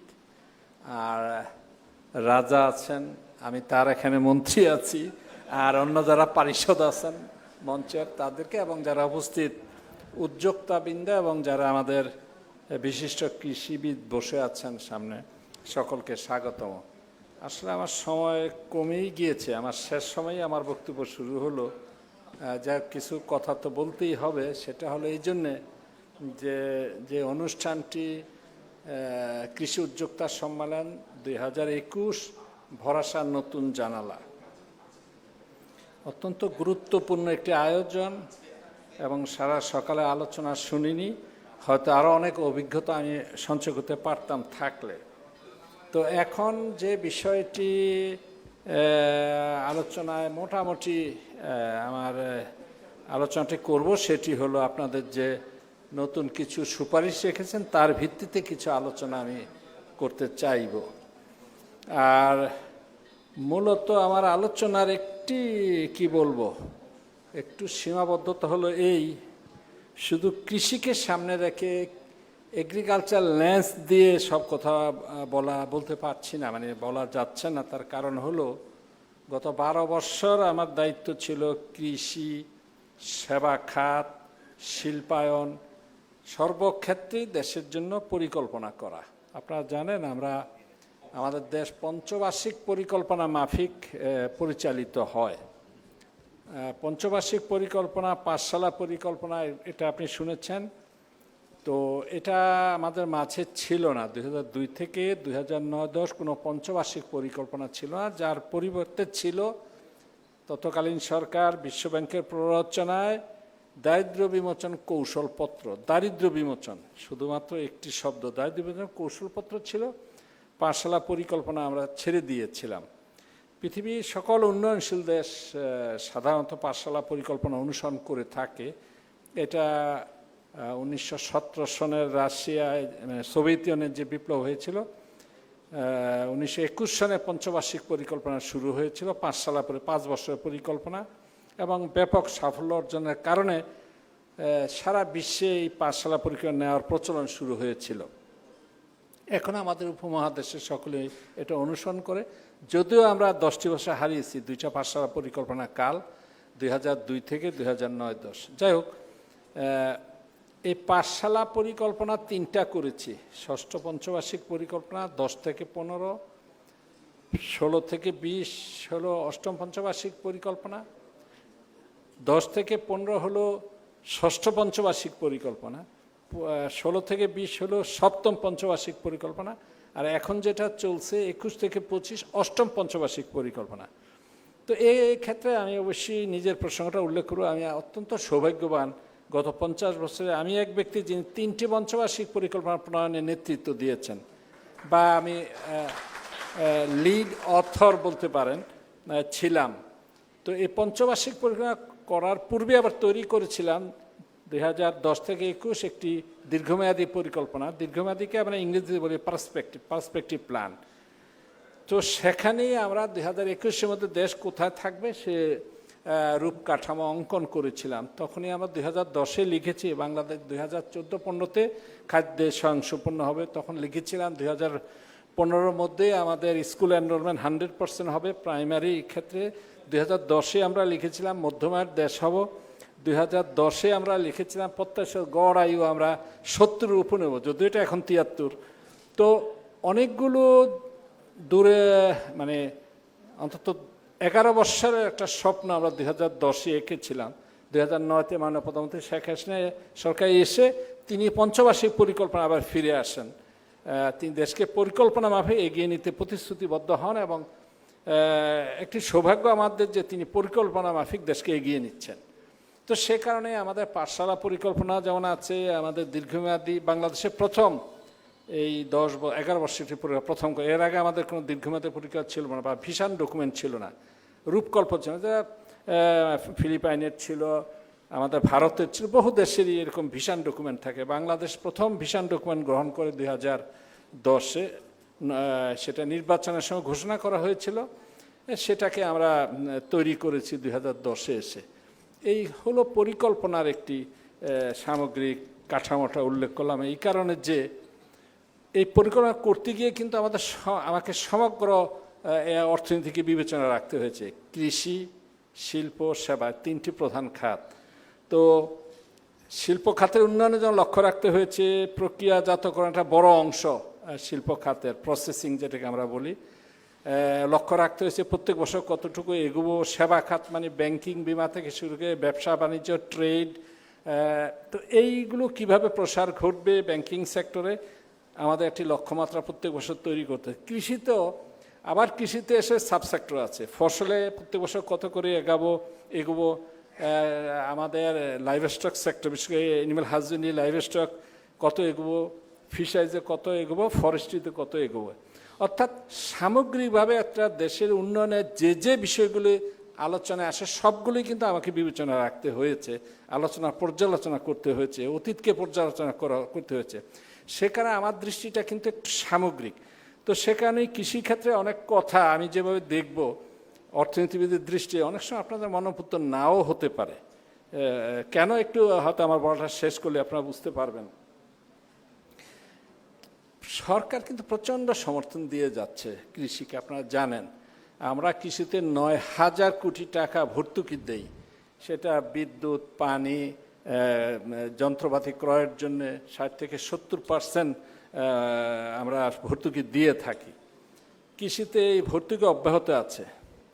আমরা কৃষি ঋণ আপনারা জানেন যে ব্যাপক সমর্থন দিয়ে থাকি আমরা, ক্রেডিট পলিসি যেটাকে বলি। আপনাদের একটু বলতে চাই আমি সেটা হলো কৃষি, আপনারা জানেন কৃষির কিন্তু ব্যাপক পরিবর্তন হয়েছে আমাদের গত 70 দশক থেকে এই এখন পর্যন্ত কৃষির সাফল্য বিরাট। আমরা বলি কৃষিতে বিভিন্ন স্থান উল্লেখ করি, যদিও আমরা ধানে উৎপাদনে এত, মৎস্যতে এত, তৃতীয়, আলুতে ইত্যাদি, ম্যাঙ্গোতে ইত্যাদি, সেটা কিন্তু টোটাল প্রোডাকশান। যখন এটা পার ক্যাপিটা প্রোডাকশান বলবো তখন কিন্তু আমাদের কোথাও কোনো স্থান থাকবে না, খেয়াল করবেন। আমরা বলি কিন্তু টোটাল প্রোডাকশানটা, মাথা পিছু প্রোডাকশান বললে আমরা অনেক পিছনে পড়ে যাবো, আমাদের কোনো স্থান থাকছে না। আরেকটুভাবে যদি বলি পার একর বা পার হেক্টর ইল, তখনও কিন্তু আমরা অনেক পিছনে এটা পিছনে পড়ে যাচ্ছি। যেমন কাদের সঙ্গে পড়ে যাচ্ছি, যাদের সঙ্গে আমরা তুলনা করা যায় অর্থনীতি। যেমন ধরুন ভিয়েতনামের পার হেক্টর ধান উৎপাদন হলো 5.9 টন পার হেক্টর, বাংলাদেশে হলো 2.44 টন। এটা বিভিন্ন বক্তৃতায় বলেছে। তার মানে কি ভিয়েতনাম থেকে কত পিছিয়ে আছি প্রতি হেক্টরের উৎপাদনের দিক থেকে।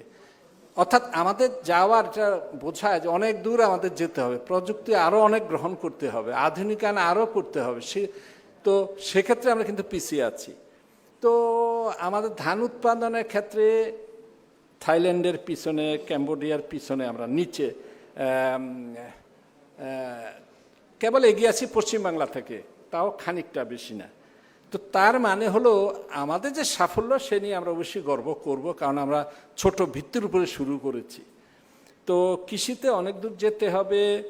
এই জন্য বলছি, একটু আপনারা যদি লক্ষ্য করুন, অত স্ট্যাটিস্টিক যদি আমি নাও বলি, আমাদের রসুনের সাইজটা কীরকম, চায়নার থেকে নিচ্ছি বড় সাইজ, কয়েকটা কেজি হয়ে যায়। আমাদের পেঁয়াজ যদি, যেটা ইম্পোর্টেড, কয়েকটা পেঁয়াজ, আমাদের পেঁয়াজগুলো কীরকম, পেঁয়াজ, রসুন, আদা সবটাই যদি খেয়াল করুন দেখবেন আমাদেরগুলো পিচ্ছি। এর মানে হলো টেকনোলজির ইম্প্রুভমেন্ট, ভ্যারাইটির ইম্প্রুভমেন্ট সেভাবে কিন্তু করতে পারিনি। রাইসে অনেক করেছি, রাইসে 100টার উপরে বের করেছি ভ্যারাইটি, সেটাও কৃষকে কত গিয়েছে সেটি কিন্তু আলোচনা করা যায়। আমি এই কথাগুলো এই জন্য বলছি না যে আমরা কি বলবো যে আমি কৃষির অবদানটা খাটো করে দিচ্ছি, এটা হলো বাস্তবতা। আমাদের এগোনোর জন্য যে চ্যালেঞ্জ, সেজন্য এই কথাগুলো আমি উল্লেখ করছি। কাজে অনেক দূর যেতে হবে আমাদের, এবং এই কৃষি নিয়ে আমরা কত দূর যেতে পারবো। বিশেষ করে উদ্যোক্তা সম্মেলন, প্রত্যেক কৃষি কিন্তু উদ্যোক্তা। পৃথিবীর প্রথম উদ্যোক্তাই ছিল তো কৃষি, যিনি শুরু করেছিলেন। এখনও প্রত্যেক কৃষিবিদই এক একজন উদ্যোক্তা। তার কারণ সে একটা উদ্যোক্তা তো না, ফসল ফলায়, মাছ চাষ করে, পশু পাখি পালন করে, গাছগাছা করে, শাকসবজি, প্রত্যেকটাই তো উদ্যোগ। এবং কৃষি উদ্যোক্তায় বাংলাদেশের সবচেয়ে বেশি উদ্যোক্তা হলো কৃষি খাতে, এবং সবচেয়ে বড় ব্যক্তি খাত হলো কৃষি খাত, শিল্প খাত নয়, সেবা খাত নয়। তো এই কৃষি খাত কিন্তু সবচেয়ে বড় ব্যক্তি খাত।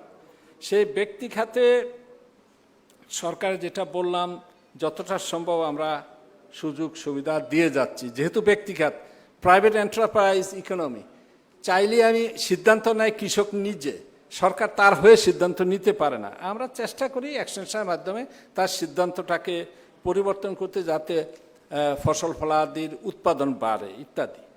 তো আজকে যে ঘোষণা কৃষি উৎপাদন সেল গঠন করা হবে, চমৎকার, আমি স্বাগত জানাই। কারণ কৃষি উদ্যোক্তা নিয়েই তো সবচেয়ে বড় খাতই তো হচ্ছে কৃষি খাত, এবং এগ্রিকালচার ডিপার্টমেন্ট এগ্রিকালচার হলো সবচেয়ে এই উদ্যোক্তাদের মহান কেন্দ্র।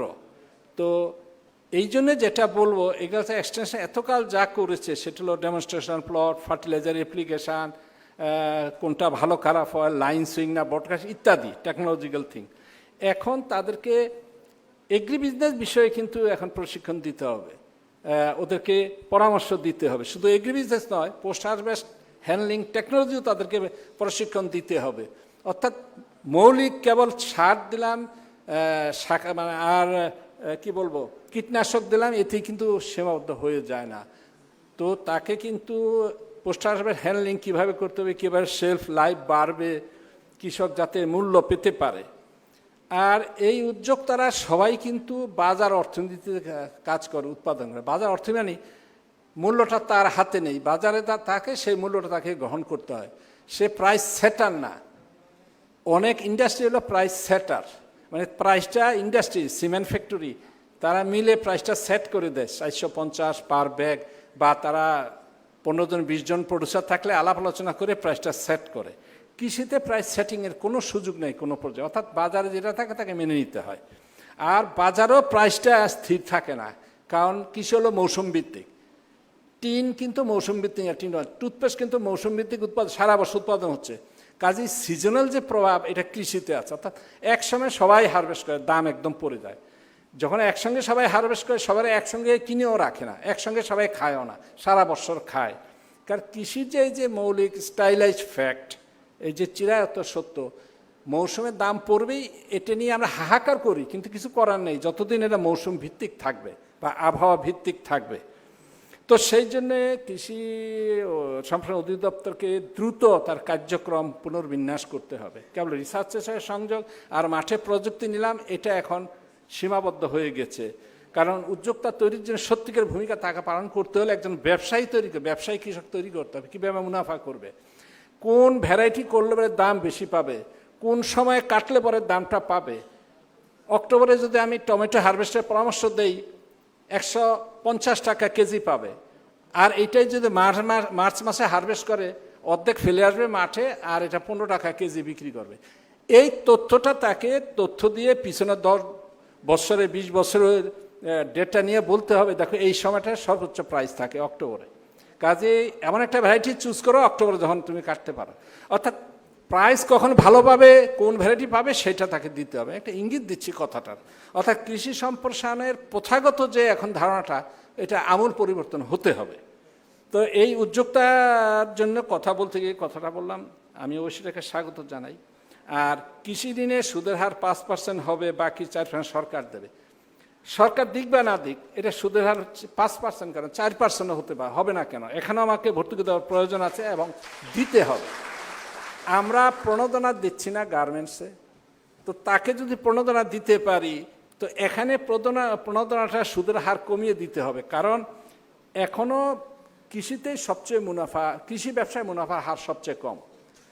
শিল্পক্ষেত্রে যে মুনাফা, সেবা খাতে যে মুনাফা, সবচেয়ে মুনাফা কম হয় হলো কৃষিখাতে। শুধু মুনাফা কম হয় তা না, সবচেয়ে এটাকে বলে ভেরিয়েবিলিটি, উঠানামাটা অনেক বেশি, এবং কৃষিতে বিপর্যয় অনেক বেশি।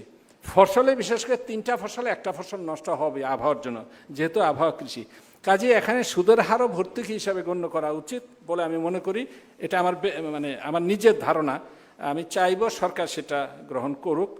ফসল বীমা নিয়ে প্রশ্ন আছে। আমি আবারও বলি, আমাকে দেখতে হবে সামগ্রিকভাবে সম্পদের প্রাপ্যতা। ফসল বীমা 1981 সালে চালু হয়েছিল, সাধারণ বীমা করেছিল, মার খেয়েছে। কারণ এত প্রিমিয়াম আদায় করা যায় না কৃষক থেকে, প্রিমিয়াম তো নামে মাত্র, ওইটা আবার ভর্তুকি চায়। কিন্তু যখন ফসল হানি হয় তখন তার মূল্যায়ন, তার হিসাব নিকাশের একটা ব্যাপার আছে। এটা হেড অফিসে আস্তে আস্তে অনেক পরিবর্তন হয়ে যায়, অনেক দুর্নীতির সুযোগ থেকে যায়। সে কারণে ফসল বীমাটা সাধারণ চালু করেও লাভ করতে পারেনি। মার খেয়েছে। এখনো প্রায় 70টা বিমা আছে, কয়জনে এই ফসল বিমা যাচ্ছে না কেন?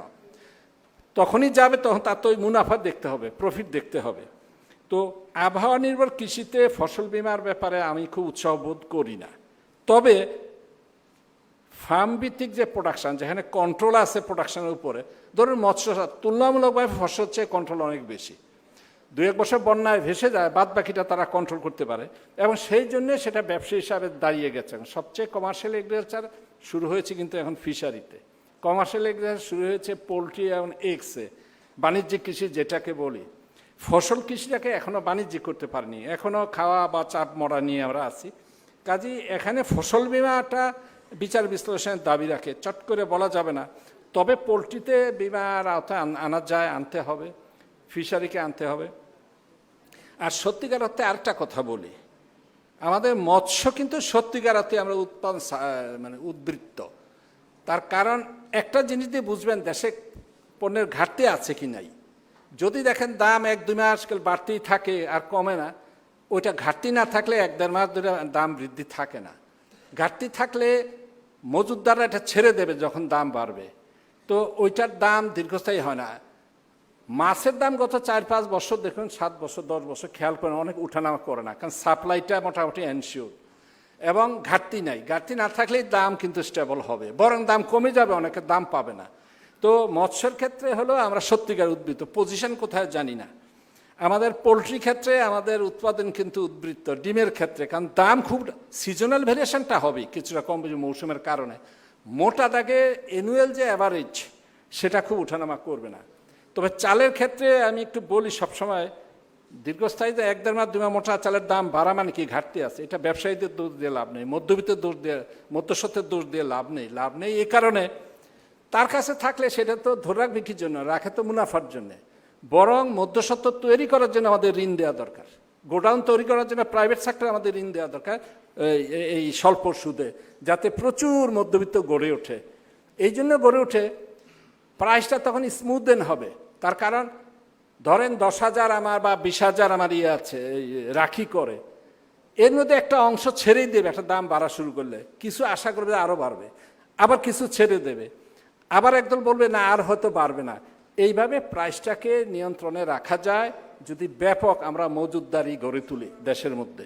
এটাও পছন্দ হবে না অনেকে বলে মজুতদারি গদিতে আগুন জ্বালো একসাথে, সবচেয়ে বোকামিপূর্ণ স্লোগান এবং ব্যাকুবি স্লোগান। বাজারকে কাজ করতে দিতে হবে। মধ্যস্বত্বভোগীরা গুরুত্বপূর্ণ বাজার অ্যাক্টর, মার্কেট অ্যাক্টর। আমরা অযথাই দাম বাড়লে পরে দোষটা নিয়ে দিই ওদের, ওরা ধরে রাখছে। আর 5,000 অটো রাইস মিলার তারা ধরে রাখবে কেমনে, কজনে কাঠটা শুনবে? মেহেরপুরের অটো মিলার কেন দিনাজপুর অটো মিলার শুনতে যাবে? লাভ দেখলেই সে বিক্রি করবে কিছু। কাজেই ওগুলো আমরা দোষটা পাই। আরেকটা হলো দরদাম বাজারে ঠিক করবে, আমি ঠিক করার কি? বাজারে দাম বাড়তে থাকলে তার মানে ঘাটতি আছে, ইম্পোর্টের ব্যবস্থা করো, ইম্পোর্ট আটকে রাখা ঠিক না। তো আমাদের কৃষি নীতিতেও ব্যাপক পরিবর্তনের প্রয়োজন আছে এখন, কারণ কৃষিকে যদি এগিয়ে নিতে হয় এর বাণিজ্যিকীকরণ প্রয়োজন, এর লাভের ব্যবস্থা করা প্রয়োজন। তো আমাদের সেই প্রথাগত চিন্তা চেতনা 70 দশক এখনও রয়ে গেছে।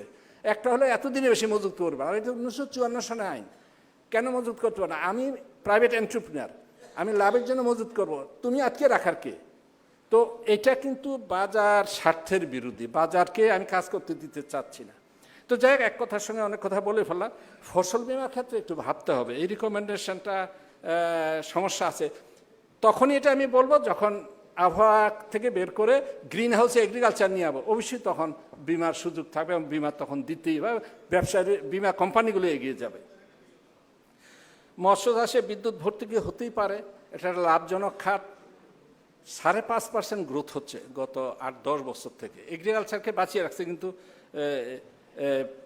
মৎস্য খাত 3.5% গ্রোথ হচ্ছে আমার লাইভ স্টকে, 0.75 গ্রোথ হচ্ছে ফসল নিয়ে কিন্তু আমরা দুশ্চিন্তায় আছি এখন। এটাকে ব্যাপক উজ্জীবন না করতে পারি, ওই যে আমি বললাম পার হেক্টর ইল, এর থেকেই বোঝা যায় যে আমরা খুব এফিশিয়েন্ট না, কিন্তু এখনও করতে হবে। এর মানে কিন্তু আমি অর্থ না যে আমি আপনাদের কোনো, এটা হলো বাস্তবতা, অর্থনৈতিক বাস্তবতা, আমাকে বলতেই হচ্ছে।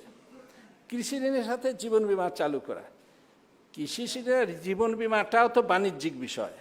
বিমা তার প্রিমিয়ামটা কৃষক কতটুকু দিতে পারবে, না পারলে ভর্তুকি আসবে, ভর্তুকি দিয়ে 3.5 কোটি কৃষক পরিবার, আপনি ভাবতে হবে কত বীমা আপনি দিবেন আর কত আপনি টাকা দিবেন।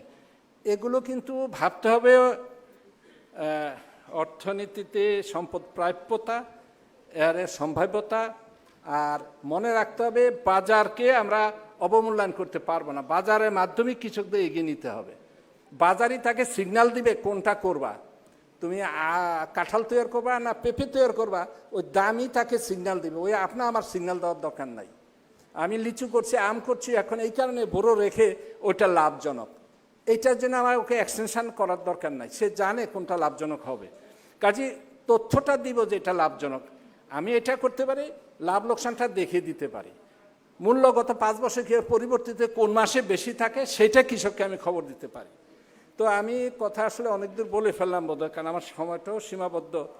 তো আমার কথা আপনারা ভুল বুঝবেন না, আমি আবার গোলাথি বলেছি, আমি একটু বৃহৎ পরিসরে আমার কথা বলতে হয়, কারণ আমি কাজ করেছি বৃহৎ পরিসরে গত 12 বছর আমলা হিসাবে, শিক্ষক ছিলাম, পড়িয়েছি এই কৃষি মূল্য বিষয়টাই পড়িয়েছি।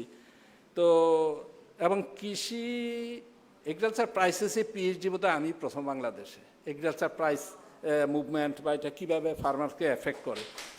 তো সেই জন্যেই কৃষি মূল্য নিয়ে অনেক কথাবার্তা আমি জোরের সঙ্গে বলতে পারি। তো আমি আপনাদের সঙ্গে, আমি তো অবশ্যই আপনাদের লোক, সন্দেহ নেই, পড়াশোনা করছি আপনাদের সঙ্গে। এখন বাজারকে আরও প্রসারিত করতে হলে সবচেয়ে বেশি গুরুত্ব দিতে, সবই গুরুত্ব দিতে হবে, তার মধ্যে টপমোস্ট প্রায়োরিটি পাওয়া উচিত ফুড কোয়ালিটি অ্যান্ড সেফটি। কারণ ফুড সেফটির জন্য অনেকে আমরা বাজার ডিমান্ড ডিপ্রেসড হয়ে আছে, আমি বুঝাই কথাটা। অনেকে আমরা ম্যাঙ্গো জুস খেতে চাই না, যে ওর মধ্যে কী আছে, রং দেওয়া আছে নাকি, প্যাস্টুরাইজ মিল্ক খেতে চাই না, এই যে আমাদের মিল্ক বিটার বলে এটা পাউডার দুধ থেকে বানিয়েছে, যারা ওই কোম্পানিতে চাকরি করে তারা বলে আমরাও খাই না। তো এখন বুঝেন, এটা যদি এই মানে এই যে ভয়টা না থাকতো, এটার ডিমান্ড 2 গুণ 3 গুণ হয়ে যেত, মানুষ অবাধে খেত, মার্কেট এগ্রিগেট ডিমান্ড অনেক বাড়তো, দাম বাড়তো বাজারে, প্রোডাকশান আরও বাজারে আসতো, আরও কোম্পানি ঢুকতো। তো কাজে এই ফুড স্কেয়ারের জন্যে, যেটা বিসেফের মূল বিষয় আলোচনা, এই ফুড কোয়ালিটির জন্য ডিপ্রেস ডিমান্ড হয়ে যাচ্ছে অনেক ক্ষেত্রেই। অনেকে এমনকি আম খেতে চায় না, যে ওর মধ্যে কি বলে, এটা কী দেয়, ওটাকে ফরমালিন দেয়। এই ভয় দূর করার দায়িত্ব সরকারের, কিভাবে স্ট্যান্ডার্ড টেস্টিং ল্যাব আন্তর্জাতিক মানে গড়ে তুলে প্রত্যেকটা পণ্যের সার্টিফিকেশন সরকারকে দিতে হবে, যাতে মানুষ নিরাপদে খেতে পারে। একটা হলো স্বাস্থ্যের বিষয়, এটা অপরিহার্য, মানব সম্পদ গড়ে তুলতে নিরাপদ খাদ্যের বিকল্প নেই, নিরাপদ এবং স্বাস্থ্যসম্মত খাদ্য বাজারে যাতে আসে, সরকার ওই দাম নিয়ে নাড়াচাড়া না করে আলুর দাম বেঁধে দেয়, হাস্যকর। 21 শতাব্দীর দাম বেঁধে দেয় কোনো মানে প্রতিষ্ঠান, এটা আমার কল্পনার বাইরে। ওইটা না করে ওইটা বললাম যে কোন প্রোডাক্টের মধ্যে সেফ মানে এটাকে কি বলে, ভারী ধাতু আছে কিনা, ক্যাডমিয়াম আছে কিনা, এগুলো টেস্ট করে আমাদের মনিটর করুক প্রত্যেক মাসে, যে এভরি প্রোডাক্ট ইজ সেফ, প্রত্যেকটা বাজারের পণ্য সেফ। এইটা হলো জাতির জন্য অনেক গুরুত্বপূর্ণ, এই কৃষি অগ্রহায়ণের জন্য, কমার্শিয়ালের জন্য অত্যন্ত গুরুত্বপূর্ণ, এবং এক্সপোর্টের জন্য অত্যন্ত গুরুত্বপূর্ণ। ইউরোপীয় স্ট্যান্ডার্ড, বিদেশে যেতে হলে স্ট্যান্ডার্ডের এই যে কোয়ালিটি কেউ কম্প্রোমাইজ করবে না। তো আমার দেশেও বাজারটাকে নিরাপদ খাদ্য সরবরাহের জন্য সরকারের যথেষ্ট ভূমিকা আছে, একক ভূমিকা। সরকার এই মূল্য নিয়ে নাড়াচাড়া না করে মূল্য বাজারকেই নির্ধারণ করতে দেওয়া উচিত। দাম অনেক বেড়ে যাবে, দ্রুত আমদানির সুযোগ দেওয়া উচিত। আমি আমদানি ঠেকিয়ে রাখবো কেন, রাখতে পারি, ভোক্তারা কষ্ট করে পকেট থেকে 1 কেজিতে 30 টাকা 40 টাকা ভর্তি মানে ইয়ে দিবে, গচ্চা দিবে, সেটা কি ঠিক? সেটাও ঠিক না। সরকারের কাছে ভোক্তা যেমন গুরুত্বপূর্ণ, উৎপাদকও গুরুত্বপূর্ণ, মধ্যস্বত্বভোগীও গুরুত্বপূর্ণ, যারা বাজারের গুরুত্বপূর্ণ কার্যক্রম পরিচালনা করে। যে বৈশাখ মাসের মরিচ রেখে পৌষ মাসে খাওয়ায়, সে কেন কম গুরুত্বপূর্ণ হবে? সেটার টাইম ইউটিলিটি তৈরি করছে। যে আমার চাঁদপুরে ইলিশ নিয়ে চাঁপাইনবাবগঞ্জে খাওয়ায়, তাকে আমি ধাওয়া দেবো কেন? দেখবো যে ট্রান্সপোর্টেশনে চাঁদাবাজি হয়, এটি আমার দেখার দায়িত্ব। দাম এই কারণে বেড়ে যায় কিনা। কোনো ব্যবসায়ীকে আমাকে ক্ষতিগ্রস্ত করা উচিত না, তাকে ব্যবসা করতে দেওয়া উচিত নিরাপদে। তো এটি আমার বক্তব্য। আপনারা ভালো থাকুন, সুস্থ থাকুন। অত্যন্ত সুন্দর আলোচনার বিষয় ছিল। আমি একটু সাহস করি অনেকগুলো কথা বললাম, অনেকে হয়তো আমার কথা নাও পছন্দ করতে পারেন।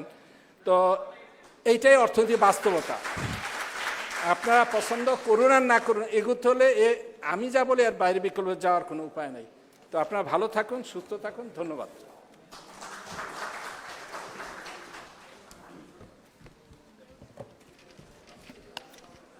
ধন্যবাদ স্যার আপনার দিক নির্দেশনামূলক বক্তব্যের জন্য। সুপ্রিয় উপস্থিতি, আমরা অনুষ্ঠানের একদম শেষ পর্যায়ে চলে এসেছি। এই মুহূর্তে আমি সবিনয় আহ্বান জানাচ্ছি সমাপনী বক্তব্য নিয়ে আসার জন্য সম্মানিত সভাপতি আজকের এই অধিবেশনের অধ্যাপক নজরুল ইসলাম, বিশিষ্ট কৃষি অর্থনীতিবিদ ও গবেষক।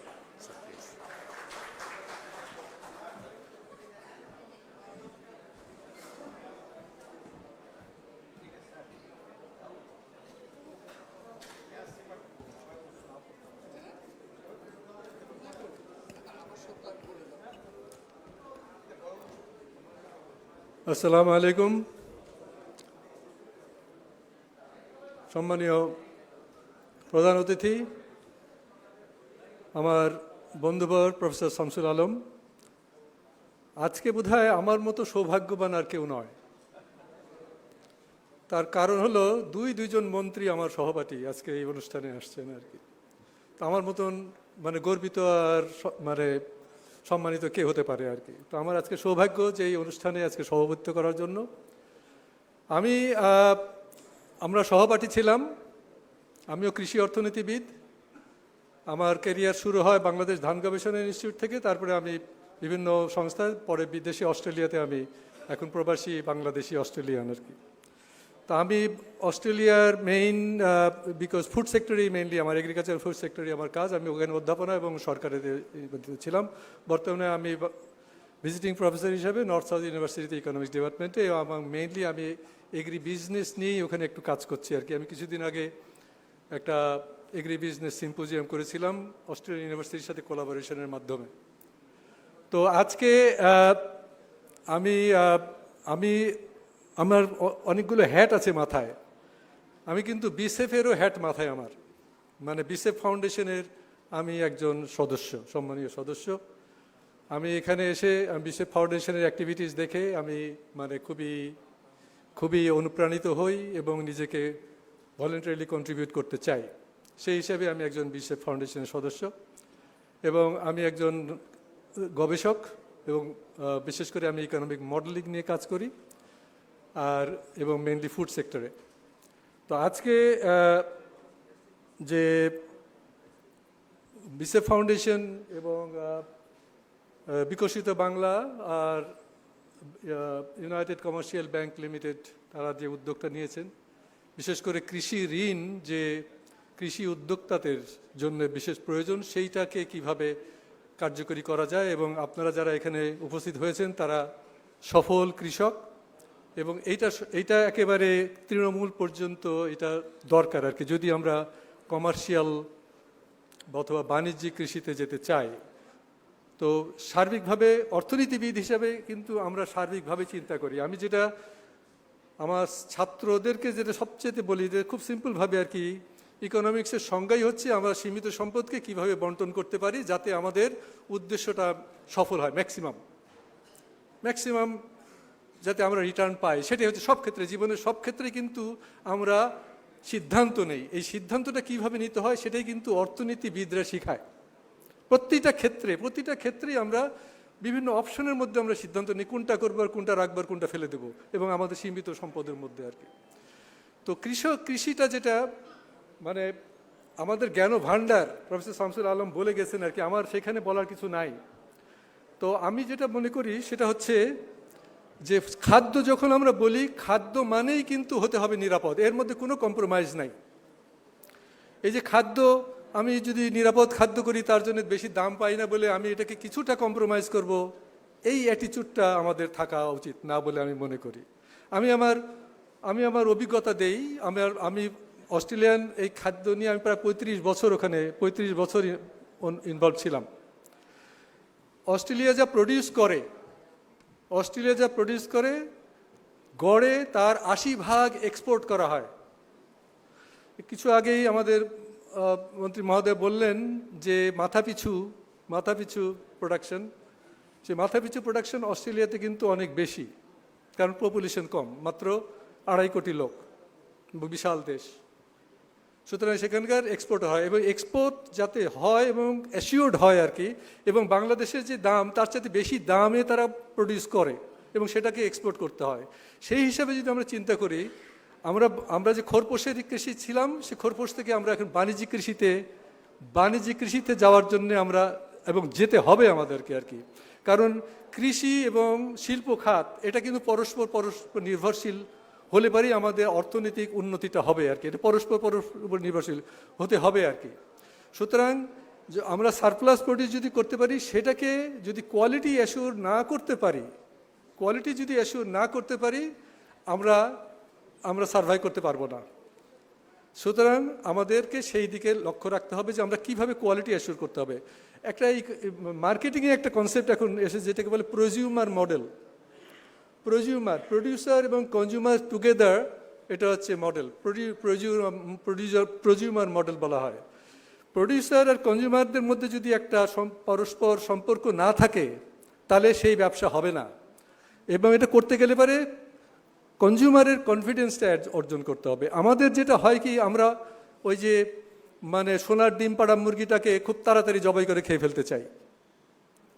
এইটাই হচ্ছে আমাদের আছে। এবং সেই জন্যে আমাদের যেটা বলা হয় যে আমাদের এই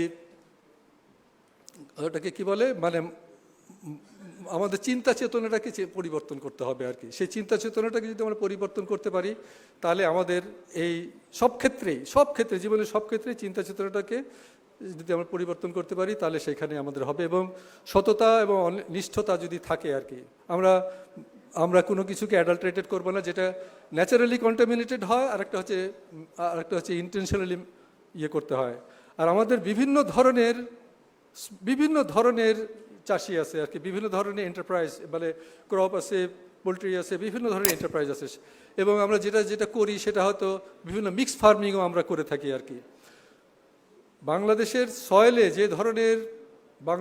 সয়েলে যে ধরনের শাকসবজি এবং বিভিন্ন ধরনের ফলান্তি ক্রপ হয় আর কি, এটা পৃথিবীর অন্য কোনো দেশে কিন্তু হয় না।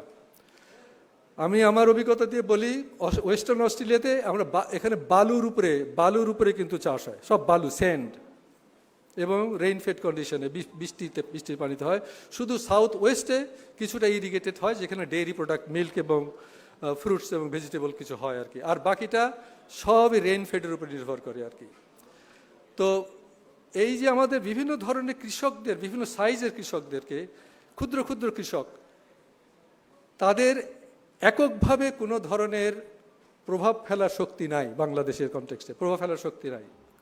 সুতরাং এই কালেকটিভ মানে যদি একটা শক্তি যদি সৃষ্টি না করা যায়, সেই শক্তি সৃষ্টি করতে গেলে যেটা দরকার আমাদের কোঅপারেটিভ আছে। কোঅপারেটিভ বিভিন্ন কারণে আইডিয়ালি কিন্তু কোঅপারেটিভ খুব ভালো আইডিয়ালি, কিন্তু কোঅপারেটিভ পরিচালনা করতে গেলে পরে প্রত্যেকেরই একটা জায়গায় থাকতে হবে আর কি, মানে মূল বেনিফিটটা আর কি বা লক্ষ্যটা এক হতে হবে। সেইটাই আমরা করতে পারি না, যার ফলে হয় কি, মানে আমার কিছুটা অভিজ্ঞতা আছে। আমি 1988 সাল থেকে 1990 সালে বাংলাদেশে ওয়ার্ল্ড ব্যাংকের ইরিগেশন প্রজেক্টের ম্যানেজমেন্ট কনসালটেন্ট ছিলাম। 4000 ডিপটিউবল মনিটরিং অ্যান্ড ইভ্যালুয়েশন করেছি আর কি। তো সেইখানে দেখা যায় যে 4টা অর্গানাইজেশন ইনভলভ ছিল, BADC, BRDB, agriculture extension department এবং সোনালী ব্যাংক। এই 4টা অর্গানাইজেশনকে মিলাতে পারি না। বিএডিসি মনে করে তারা টেকনিক্যাল লোক, কোঅপারেটিভরা মনে করে যে একটু তারপরে যখনই কোঅপারেটিভ হয়ে গেল, একটা স্কিম তৈরি হলো, যখন টিউবওয়েল স্যাংশন করা হয় দেখা গেল যে ওইখানে মানে বিত্তশালী ব্যক্তি তিনি ওটার বেনিফিটটা নেন আর কি। হয়তো দেখা গেল যে মানে নিচু এলিভেশনে ওই ডিপ টিউবওয়েলটা তার বাড়ির কাছে করা হয়েছে আর কি। এই ধরনের যে কারণে ওই কোঅপারেটিভ অনেক সময় কাজ করে। আমাদের বাংলাদেশে স্বাধীনতা পরে বঙ্গবন্ধুর আইআরডিপি তৈরি হয় এবং বিভিন্ন ধরনের আমার মাননীয় মন্ত্রী সাহেব আমার সাথে অনেক বেশি জানেন এবং ওনার অনেক অভিজ্ঞতা। তো সেই কারণে বলছি যে বর্তমানে একটা যে মডেল যেটা চলছে আর কি, যেটা আমি বলবো যে এই দাউদকান্দিতে কমিউনিটি এন্টারপ্রাইজ অ্যাপ্রোচ, এই কমিউনিটি এন্টারপ্রাইজ অ্যাপ্রোচ ব্যবসায়িক ভিত্তিতেই কিন্তু এটা হবে এবং সকলে যদি এখানে সম্পৃক্ত হতে পারা যায়, এবং সেটা কিন্তু শুধু বাংলাদেশে না, আমার অভিজ্ঞতা হয়েছে বিভিন্ন দেশের, আফ্রিকার থেকে শুরু করে সাউথ ইস্ট এশিয়াতে বিভিন্ন জায়গায়, অস্ট্রেলিয়ার থেকেই আমি এগ্রি বিজনেস ডেভেলপমেন্টের জন্য আমরা ট্রেনিং দিতেও গিয়েছি। তো ওই রকমের যদি মানে কমন গোল ভিত্তিক কমিউনিটি এন্টারপ্রাইজ হিসাবে যদি একত্রিত হওয়া যায়, সেটাকে নিয়ে তখন একটা শক্তি হিসাবে এবং ব্যবসায় ভিত্তিক হিসাবে, তবে ওদের মধ্যে ট্রাস্ট থাকতে হবে। আমাদের মধ্যে যেটা আছে যে ও মাতব্বরি করবে, আমি পারবো না কেন আর কি। সুতরাং একটা টিম প্লেয়ার যদি আমরা হতে পারি, টিম অ্যাটিটিউড হতে হবে, যে টিম অ্যাটিটিউডটা এরকম যে আমরা গোল দিব, এটাই হচ্ছে আমাদের উদ্দেশ্য, গোল স্কোর বেশি করতে হবে। এখন ফ্রন্টে যে থাকে সেই বেশি গোল করতেছে, তার নামে বেশি হচ্ছে আমি ব্যাকে থাকবো, আমি তাকে বল দিব না, বলে ও তো গোল করবে, আমি বল দিব তাকে কেন। এই অ্যাটিটিউড যদি হয় তাহলে টিম পারফরমেন্স করতে পারবে না। সুতরাং ওই কমিউনিটি এন্টারপ্রাইজ হিসাবে যদি আপনারা এগোতে পারি, আজকে অনেক রকমের কথা শুনেছি, অনেক ধরনের যে বিমার কথা আসছে, অনেক ধরনের সমস্যা আসছে আর কি।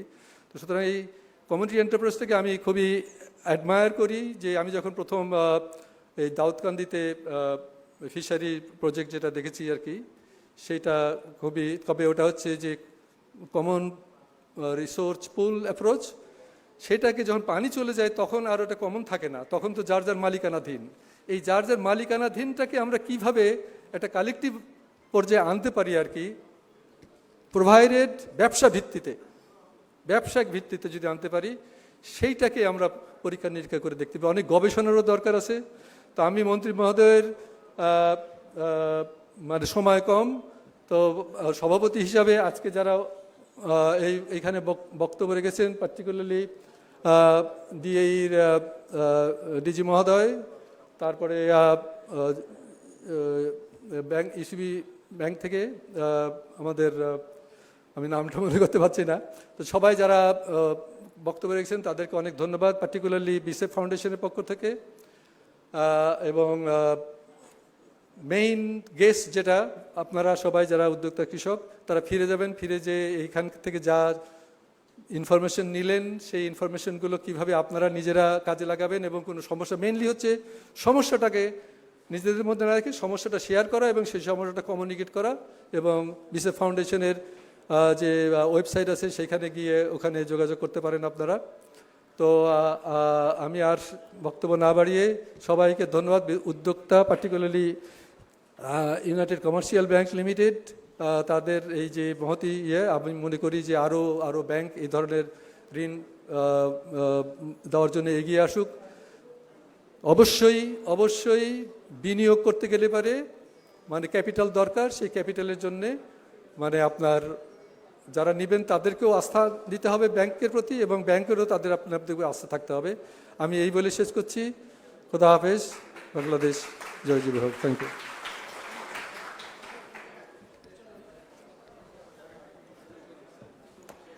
ধন্যবাদ। সুপ্রিয় সুধীমণ্ডলী, আপনারা এখনই উঠবেন না, আপনাদেরকে আমি অনুরোধ করছি। আমাদের অনুষ্ঠান একদম শেষ, কিছুটা আনুষ্ঠানিকতা রয়ে গেছে। আমরা সম্মানিত অতিথি মণ্ডলীকে সম্মাননা স্মারক তুলে দেব। আমি প্রথমেই সবিনয়ে অনুরোধ করছি মাননীয় প্রধান অতিথি, মাননীয় প্রতিমন্ত্রীকে ইউনাইটেড কমার্শিয়াল ব্যাংক লিমিটেডের জন্য একটি সম্মাননা স্মারক তুলে দেওয়ার জন্য। আর এটি গ্রহণ করছেন ইউনাইটেড কমার্শিয়াল ব্যাংক লিমিটেডের পক্ষ থেকে সম্মানিত উপব্যবস্থাপনা পরিচালক ও কোম্পানি সেক্রেটারি জনাব এটিএম তাহমিদুজ্জামান।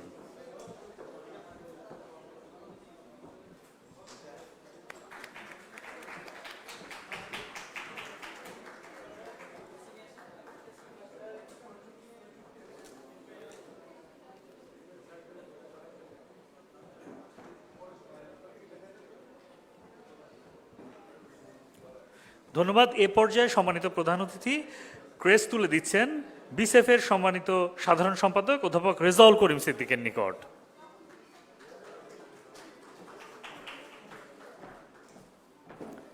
ক্রেস্ট গ্রহণ করছেন অধ্যাপক রেজাউল করিম সিদ্দিক, সম্মানিত সাধারণ সম্পাদক বিসেফ।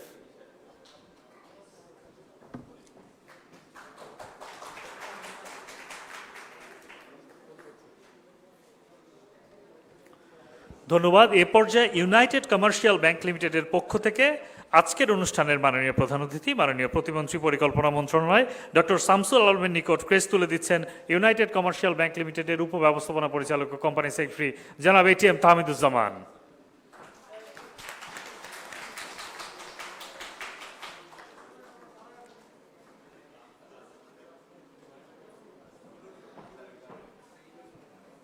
এবং একদম শেষ পর্যায়ে সম্মানিত সভাপতি অধ্যাপক নজরুল ইসলাম, উনি ক্রেস্ট তুলে দেবেন সম্মানিত বিশেষ অতিথি রাজা সাচিংপু চৌধুরীর নিকট, মং সার্কেলের সম্মানিত রাজা সাচিংপু চৌধুরী।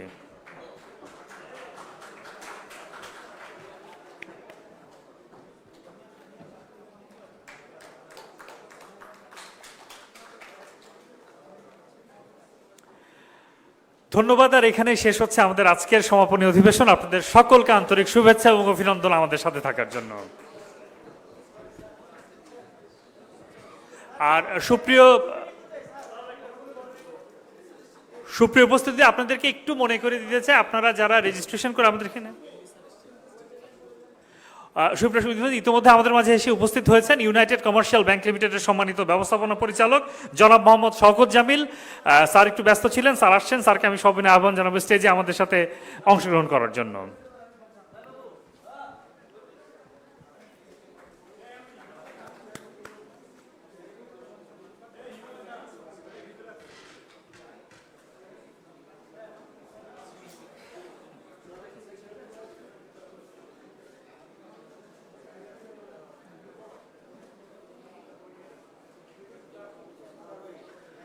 ধন্যবাদ। আর সুপ্রিয় অংশগ্রহণকারী, আপনাদের সকলকে সবিনয় জানাচ্ছি, আপনারা যারা রেজিস্ট্রেশন করে এসেছেন আপনাদের সকলের জন্য রেজিস্ট্রেশন বুথে আমাদের একটি উপহার রাখা আছে। আপনারা সকলে অনুগ্রহ করে রেজিস্ট্রেশন বুথ থেকে আপনাদের উপহারটি নিয়ে যাবেন। ধন্যবাদ।